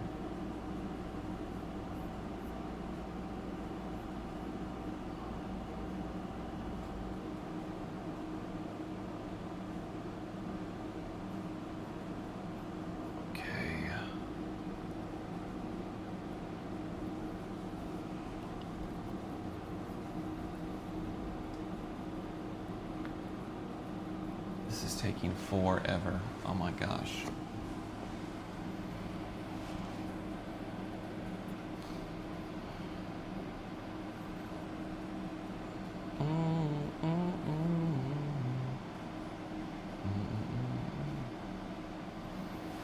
Okay, the rest of me. Feeling prompt is barely firing. The bigger answer your questions. Where's that? 4 buttons. I love it.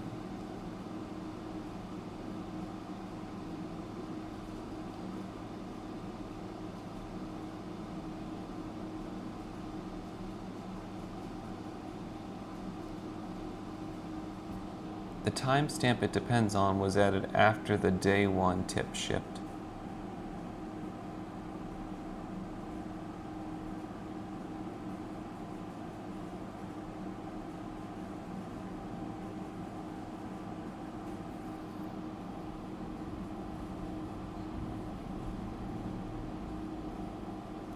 The one labeled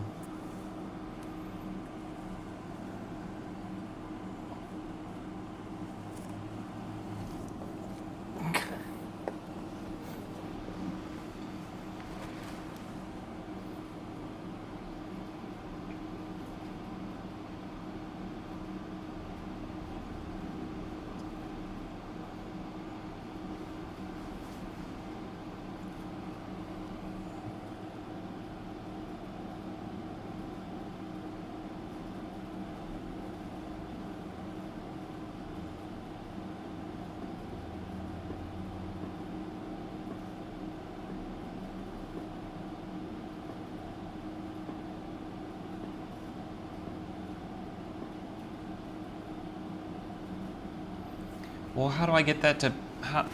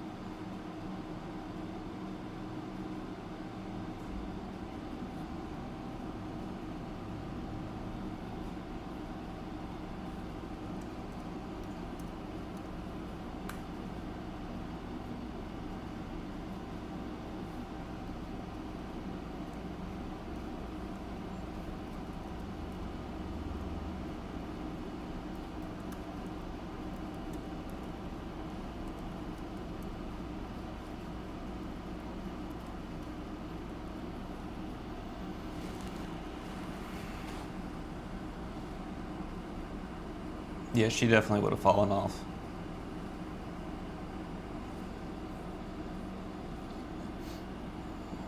She was definitely going down.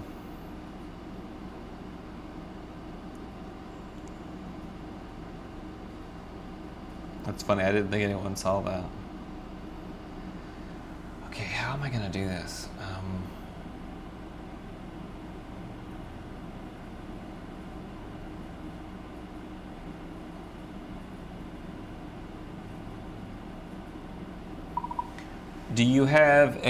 Do we have a thing of who returns based on the manual or the recommended, the assisted or the manual paths?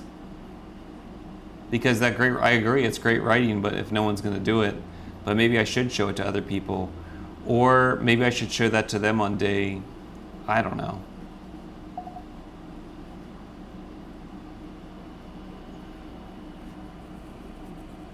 No, I just copied the text and had it translated.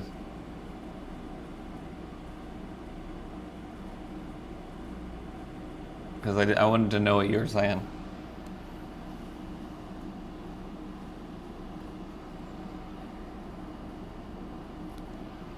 She's about to slide down again.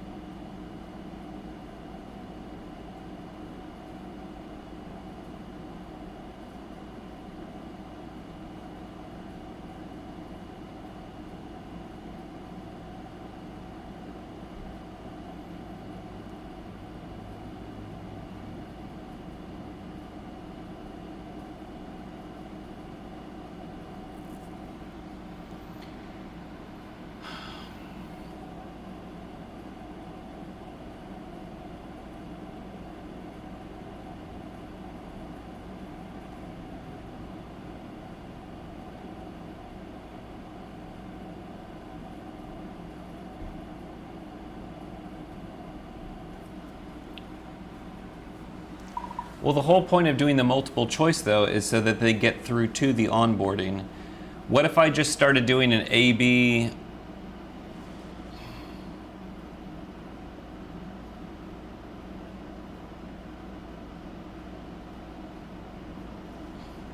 Should I add it into the manual onboarding?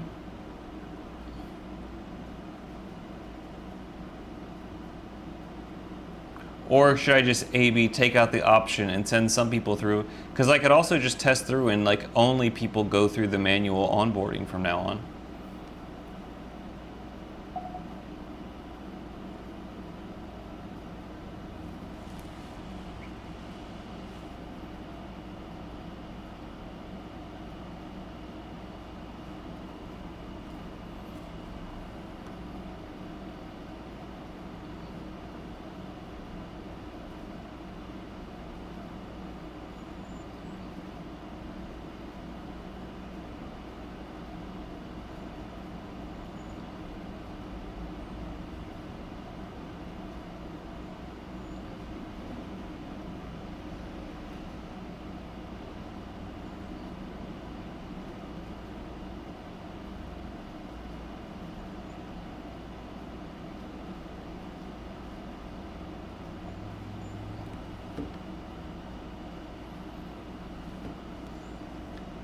Before you pick a design, the math kills the AB.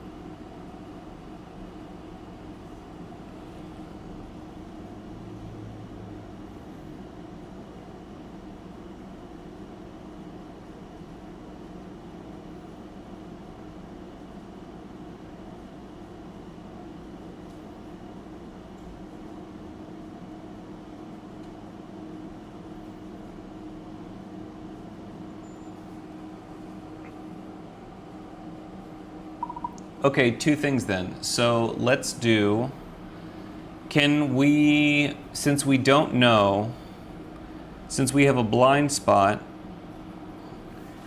can we find out when people dip out of, can we start measuring when people dip out of the manual onboarding? Can we set up a spec for that so we know how many people make it all the way through and how many people don't?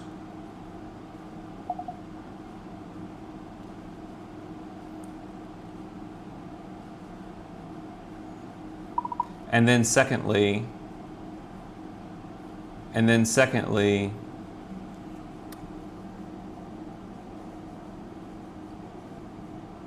yeah, let's make a spec where we add in the manual onto the assisted and it's skippable. And let's just see what it looks like.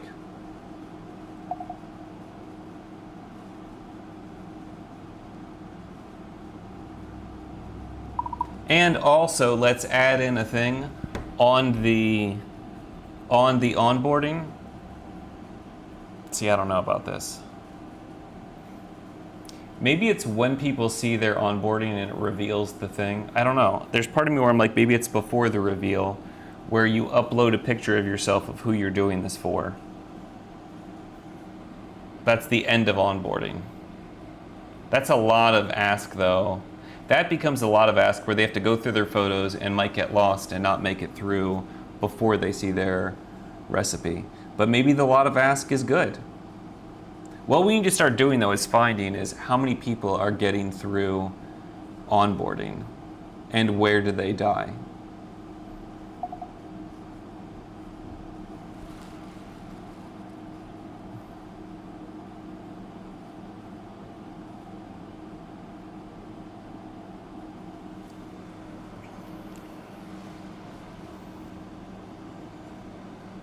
Look at these legs. Boop.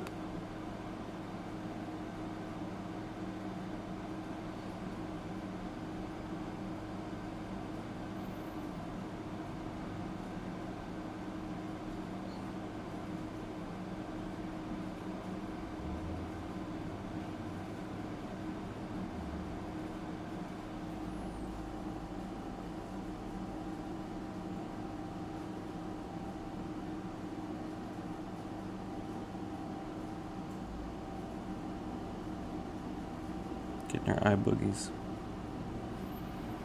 Getting them eye boogies.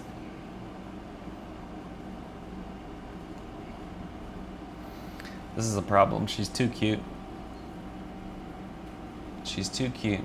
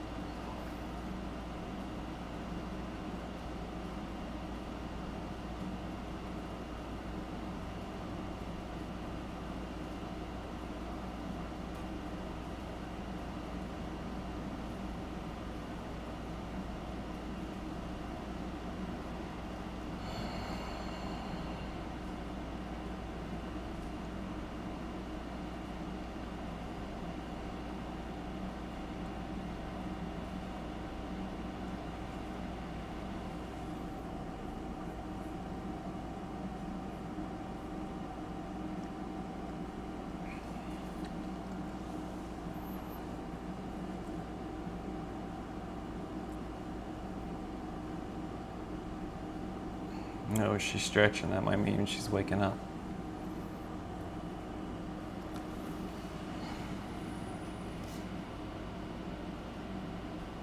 I think I'm gonna try and record a video for a book.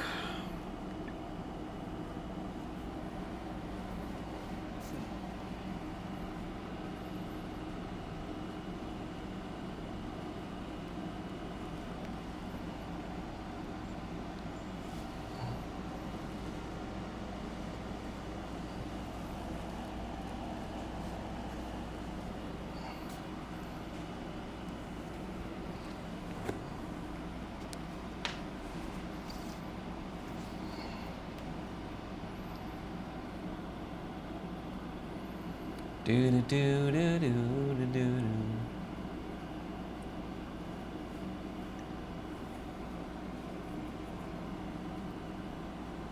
Is there a way to turn that off? No, of course there's not.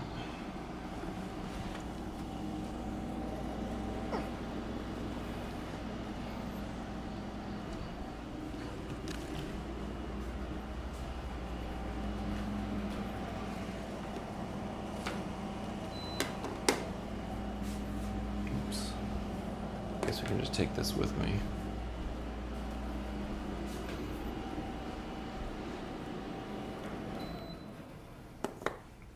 Maybe we'll do glasses on. I could put on a nicer shirt, but I think I'm not going to.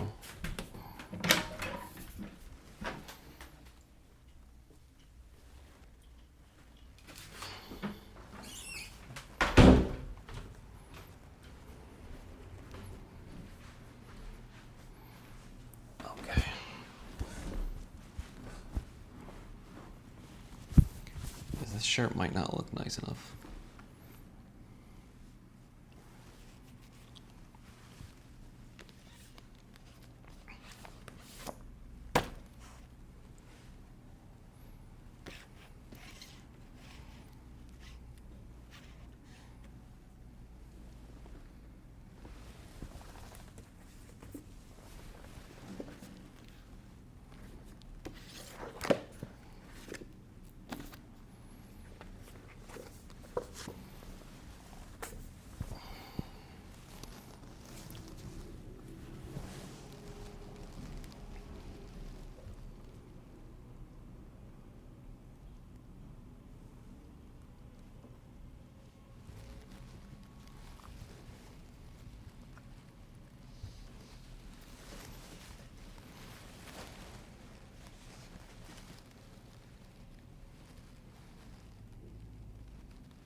So here's some of the most practical books.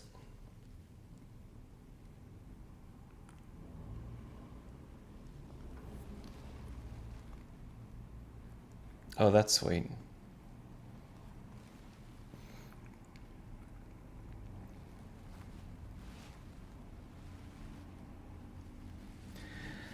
I've been reading about 50 books a year for the past few years, and so I want to share with you the ones that have been the most life-changing, like practically speaking, books for me. The first one has an incredibly ugly cover, and it's called, and a stupid title. It's called Alan Carr's Easy Way to Stop Smoking. I was really good at smoking cigarettes. I smoked over a decade and it was about 2 packs a day, largely on Spirit Yellows. And that was if I didn't go out at night. I would be 3 packs a day if I went out, generally. This book made it effortless to stop smoking. I tried to quit also dozens of times. Some of those times lasted for about 15 minutes. Tried to quit dozens of times. This book is a very easy read. You get to smoke it while you're reading and smoke while you're reading, and it makes it effortless. Literally easy, and that's how I quit. One of the most life-changing books I've had. Okay, let's see how that looks. And I've been reading about 50 books a year for the past few years, and so I want to share with you the ones that have been the most life-changing, like practically speaking, books for me. The first one has an incredibly ugly cover, and it's called, and a stupid title. It's called Alan Carr's Easy Way to Stop Smoking. I was really good at smoking cigarettes. I could smoke. I smoked over a decade, and it was about 2 packs a day, largely on spirit yellows, and that was if I didn't go out at night. I would be 3 packs a day if I went out. Generally, this book made it effortless to stop smoking. I tried to quit also dozens of times. Some of those times lasted for about 15 minutes. Tried to quit dozens of times. This book is a very easy read. You get to smoke it while you're reading and smoke while you're reading, and it makes it effortless. Literally easy, and that's how I quit. One of the most life-changing books I've had. It's not bad. I've been reading about 50 books a year for the past few years. Okay, so I'm going to take her out. So I'm not going to have my phone. We're going to be streaming, but I'm not going to be here for a minute because I need to take the little one out. But I will be back in a few minutes. So we're going to, maybe we'll put on some streaming music for a minute. Oh, let's see what's going on here. Let's put, actually, maybe we should put Alan Carr on. Because I don't think I'll get in trouble for that. What? Not Alan Carr. Alan Watts. I know you need to go. I can tell you're...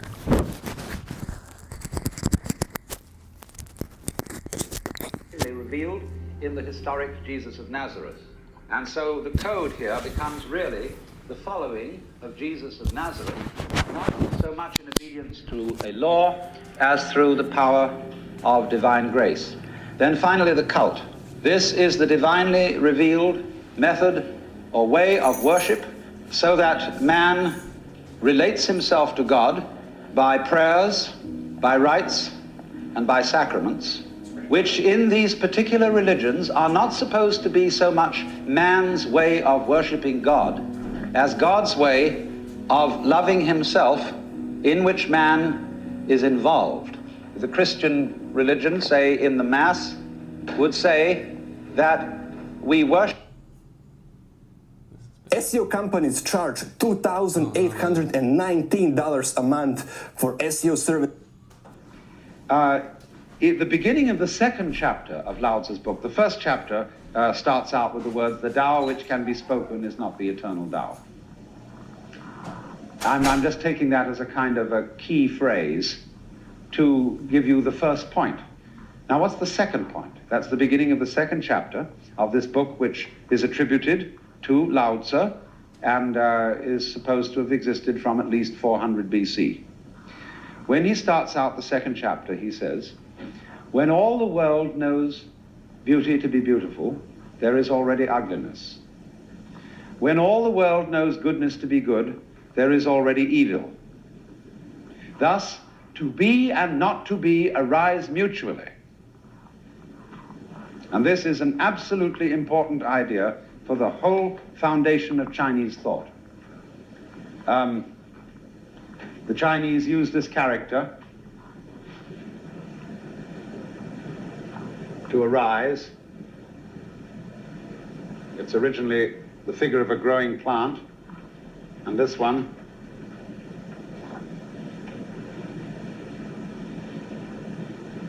to mean mutuality. And this is completely crucial to everything I'm going to talk about.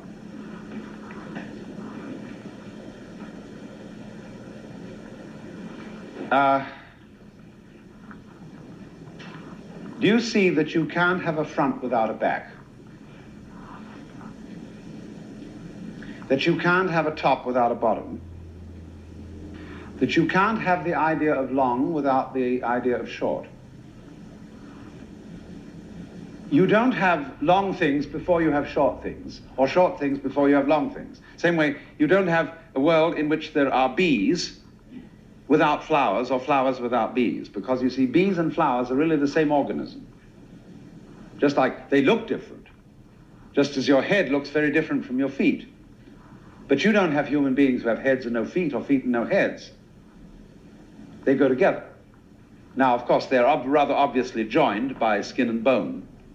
But bees and flowers float apart. Bees buzz and flowers send out smell and color. But they are the same organism because they're inseparable. They require each other.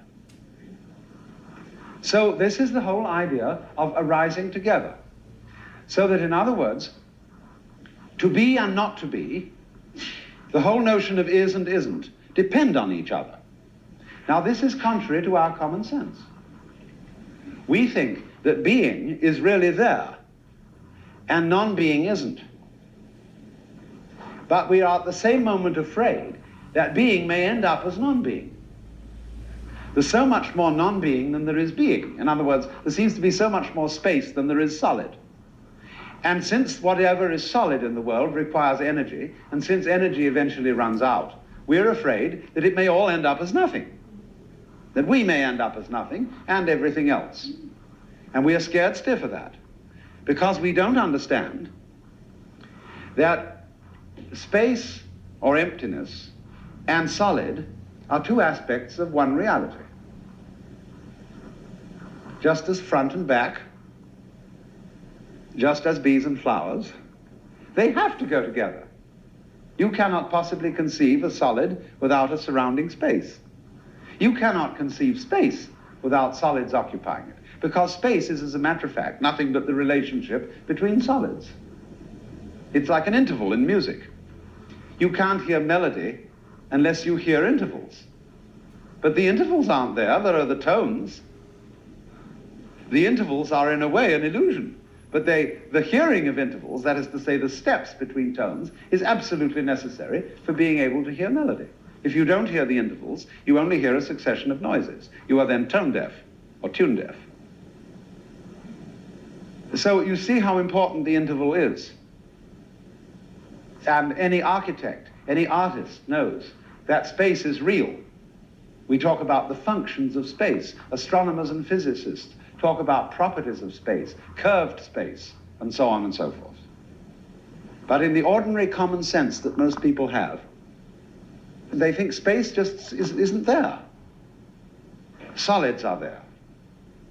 Reality is therefore identified with the solid, with the energy, and unreality with the emptiness. And there is this, therefore, basic dread, which existentialists talk about as angst, fundamental anxiety, that arises from the fact that the moment you know you exist, you know you could not exist.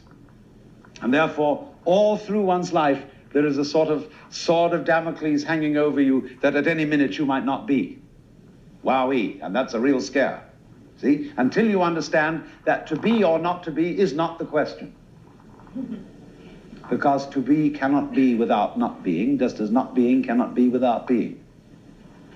And so for Chinese thought, these two aspects of the world are called the yang and the yin. And they mean these two characters respectively. The yang means the south side of a mountain, which is in the sun. And the yin means the north side of a mountain, which is in the shade. And so they come to mean positive and negative, black and white, male and female. And they are represented in this familiar diagram, an S curve inside a circle, like two interlocked commas, one black, one white, and each one has, as it were, the eye of the comma or the eye of a fish or tadpole or something, the opposite color.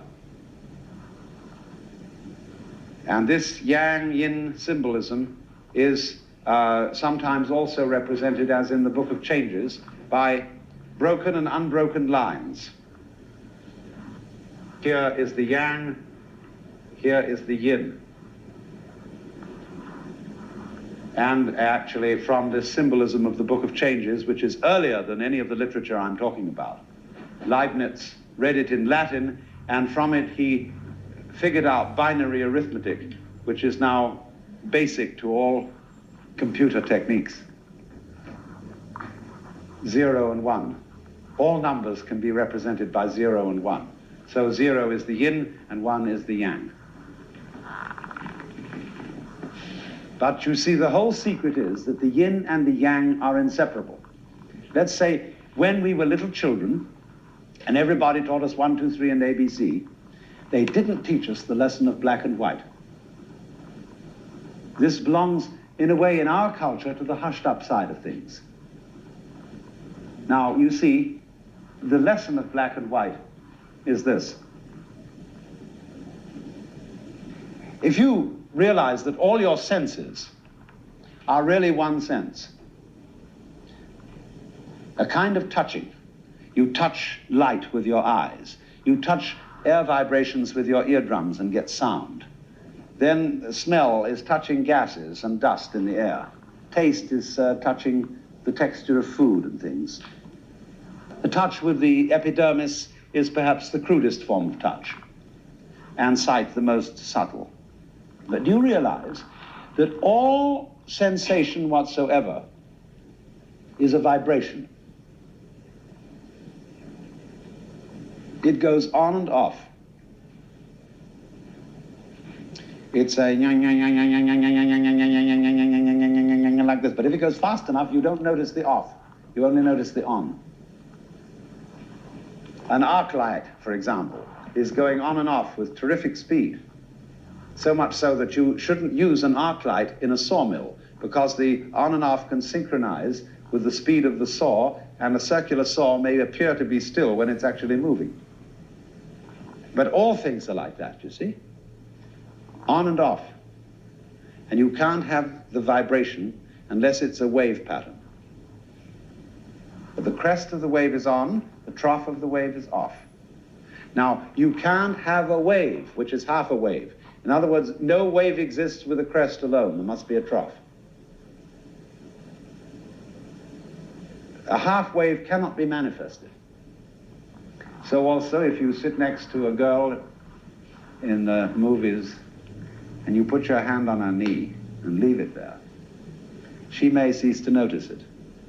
But if you pat her, she will notice it. And you hope she may value the on more than the off, but she will notice it. Because there is, being, you see, is at work. Because being is constantly being non-being, being non-being. Now you see it, now you don't. Now, if you don't understand that, if you don't realize that on, off constitutes a unity, and although they're different, they're inseparable, like the two poles of a magnet. If you don't realize that, you get scared that off may win. And if you get scared that off may win, you start another game, instead of the game of black and white or on and off. The game on must win. And then the game degenerates into a fight. It becomes serious. Wowee, the awful awfuls might get the better in the end. They won't. They may appear to, but they won't. But if you don't see that, you see, you get mixed up. And you don't understand the relationship of yang and yin. So it is the inner connection, or rather the inseparability of yang and yin, which is what is meant by Tao. That's why Tao cannot be explained. And the reason, again, if I may put it in another way, is that all thinking is classification. It's asking, is you is or is you ain't? Is it this or is it that? Because after all, if you want to say something is inside, it requires an outside. You can't have an inside without an outside, or an outside without an inside. Which is it? You say choose. And of course, Westerners are always choosing. Once to every man and nation comes the moment to decide, in the strife twixt truth and falsehood for the good or evil side. Then it is the brave man chooses while the coward stands aside, you see. You must choose. Which are you? And we magnified this into a nightmare, where the ultimate consequence and destiny of the cosmos is, are you saved or are you damned? Forever. What a thrill that decision is. See? What people don't understand is that you don't know you belong to the saved group unless there's also a damned group. In every American town, there are the nice people who live on one side of the tracks and the not so nice people who live on the other. In my town, which is Sausalito, there are the people who live on the hill, and they are the nice people. And then there are the people who live on the waterfront, who are bohemians and beatniks and goodness only knows what. Well, now, when the nice people on top of the hill meet for their cocktail parties, the main thing that they discuss is how the whole town is deteriorating and how the awful people are proliferating and fouling the bay up and so on. And they feel that this boosts their collective ego because they know they're the nice people. Meanwhile, the bohemians and beatniks get together at their parties and they play like they're the real in-group, because all those squares and bourgeoisie who live up on the hill are engaged in a business rat race, doing work which is of no interest in order that they may buy toy rocket ships and have wall-to-wall carpets and horribly clean houses and may be snobbish. And so they, bohemians and beatniks, boost their collective ego, you see, by arguing against the people on top of the hill. What neither side realizes is they need each other, because you don't know who you are if you want to belong to an in-group unless you define an out-group. It is the same with philosophy.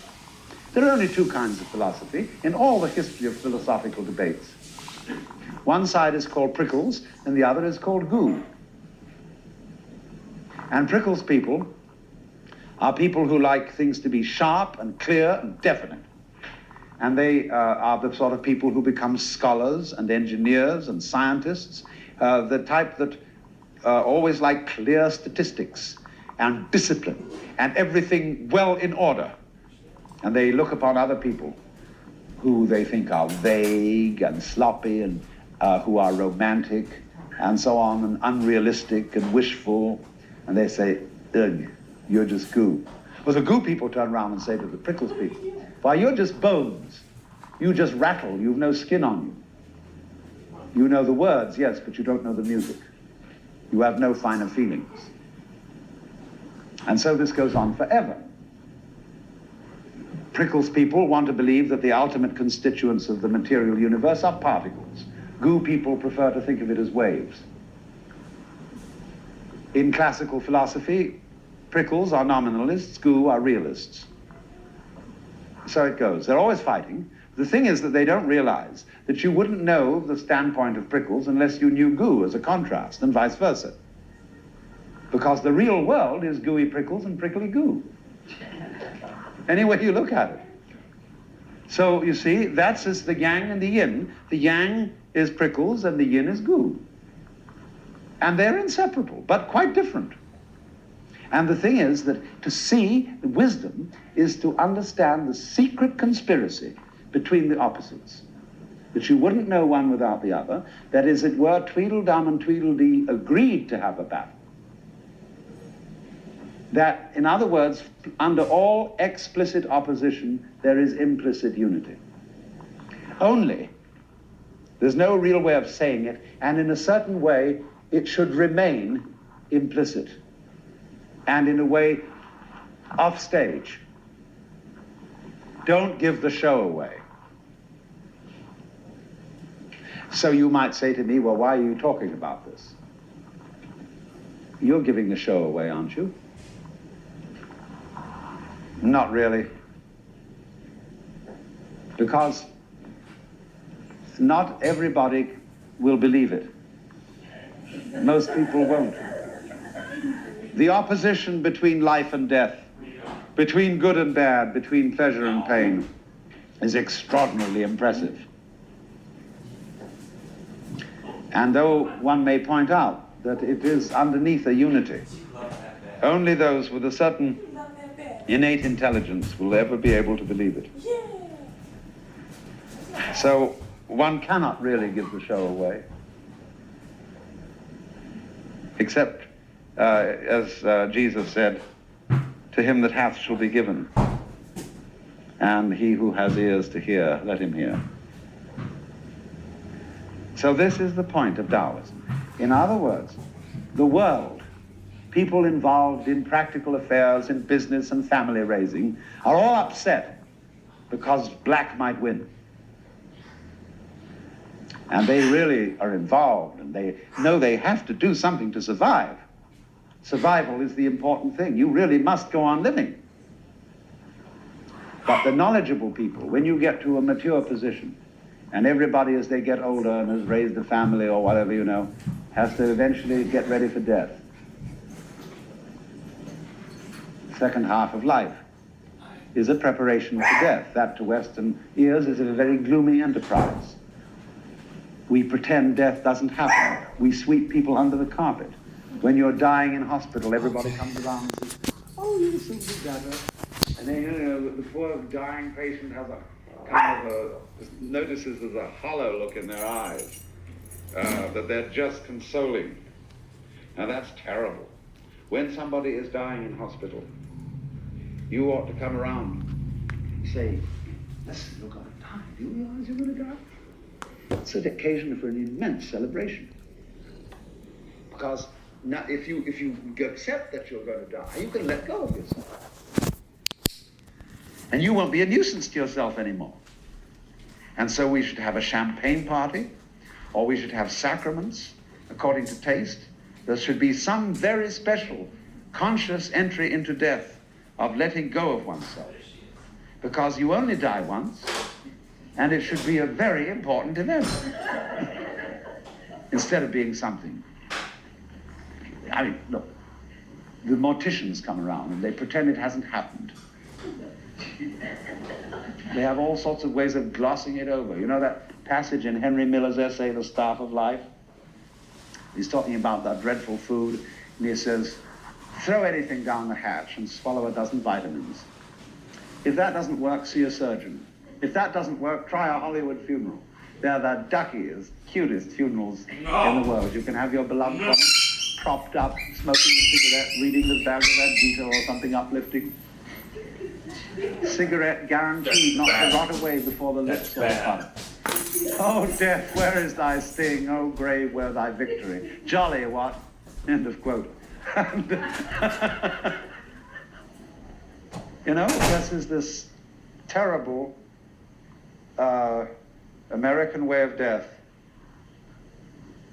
which does not accept it, which pretends it doesn't happen, and doesn't see that death is the most life-giving thing there is.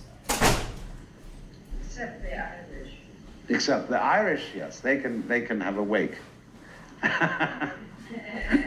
But even then,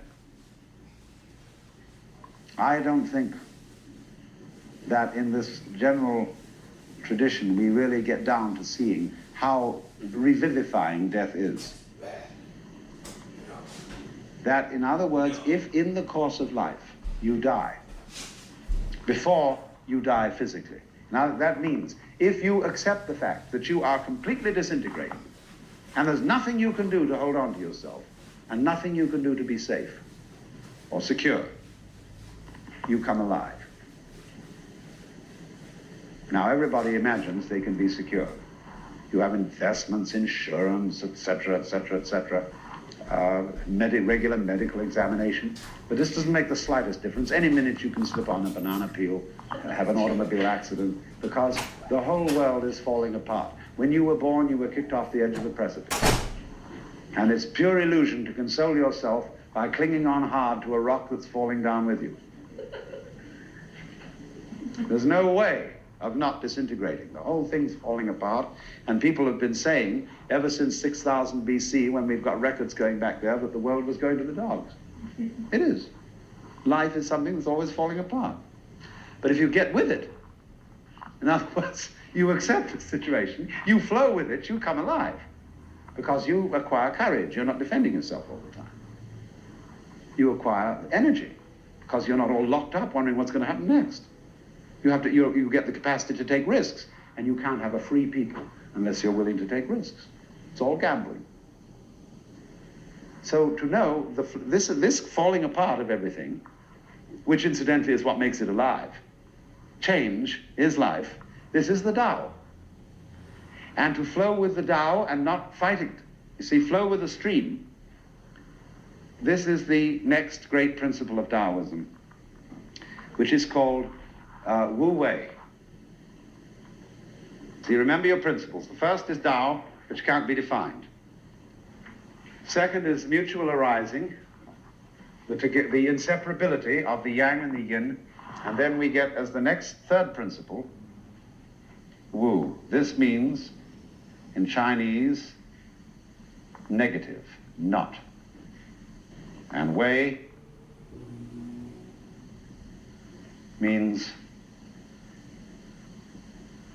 interfering, clutching, busyness, aggression.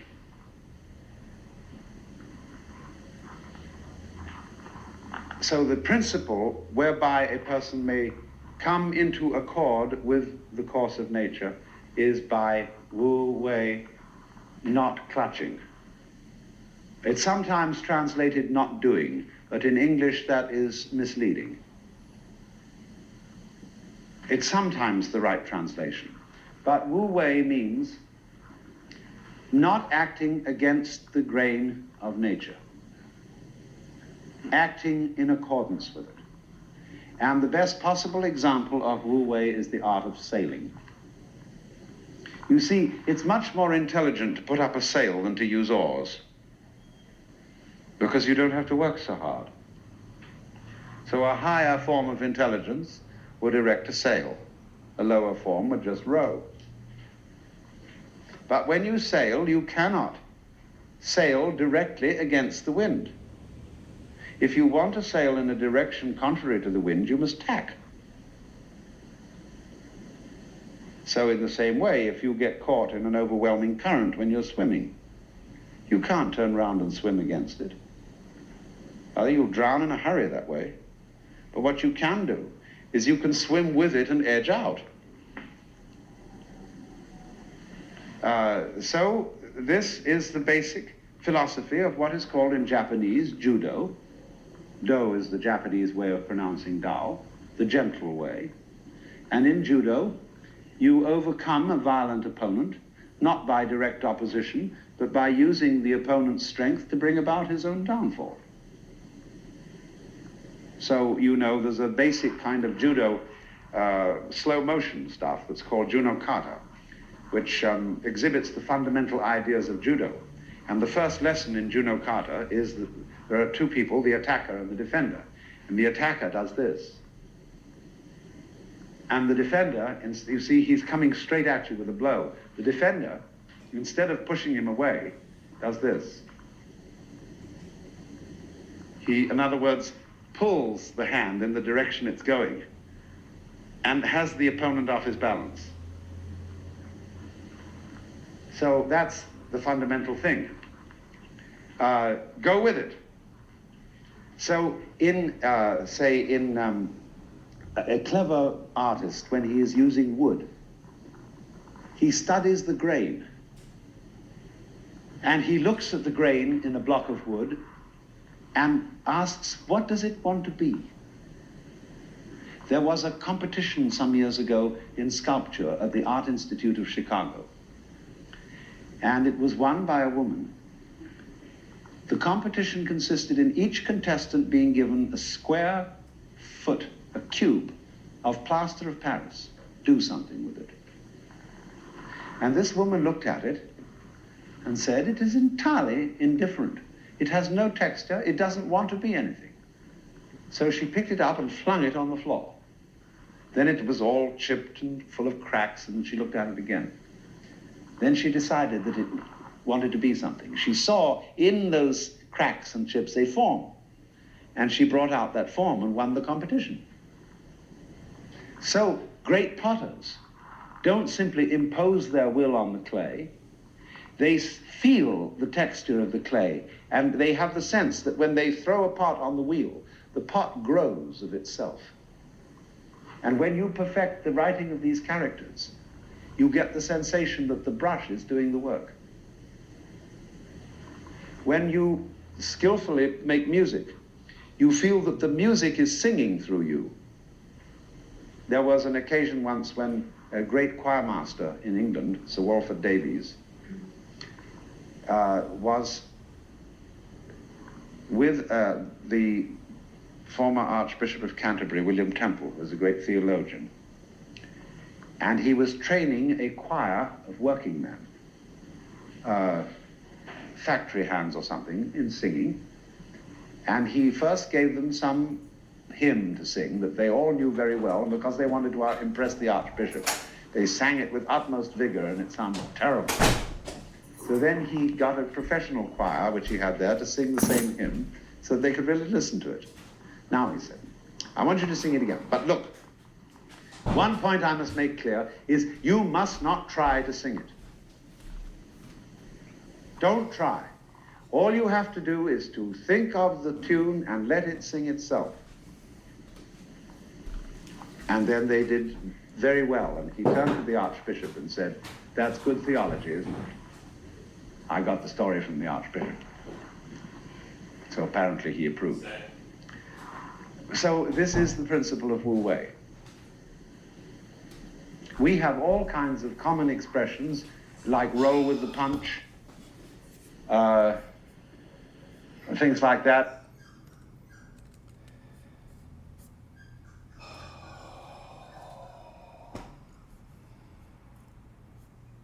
All right, I think we're gonna take a break from that for a little bit. Thanks for being here. The puppy's gone away for a little bit and I need some downtime.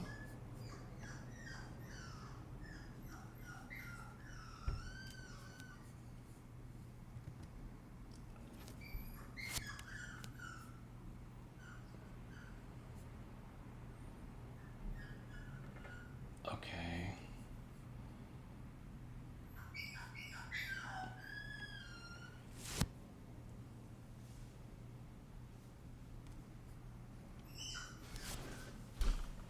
No!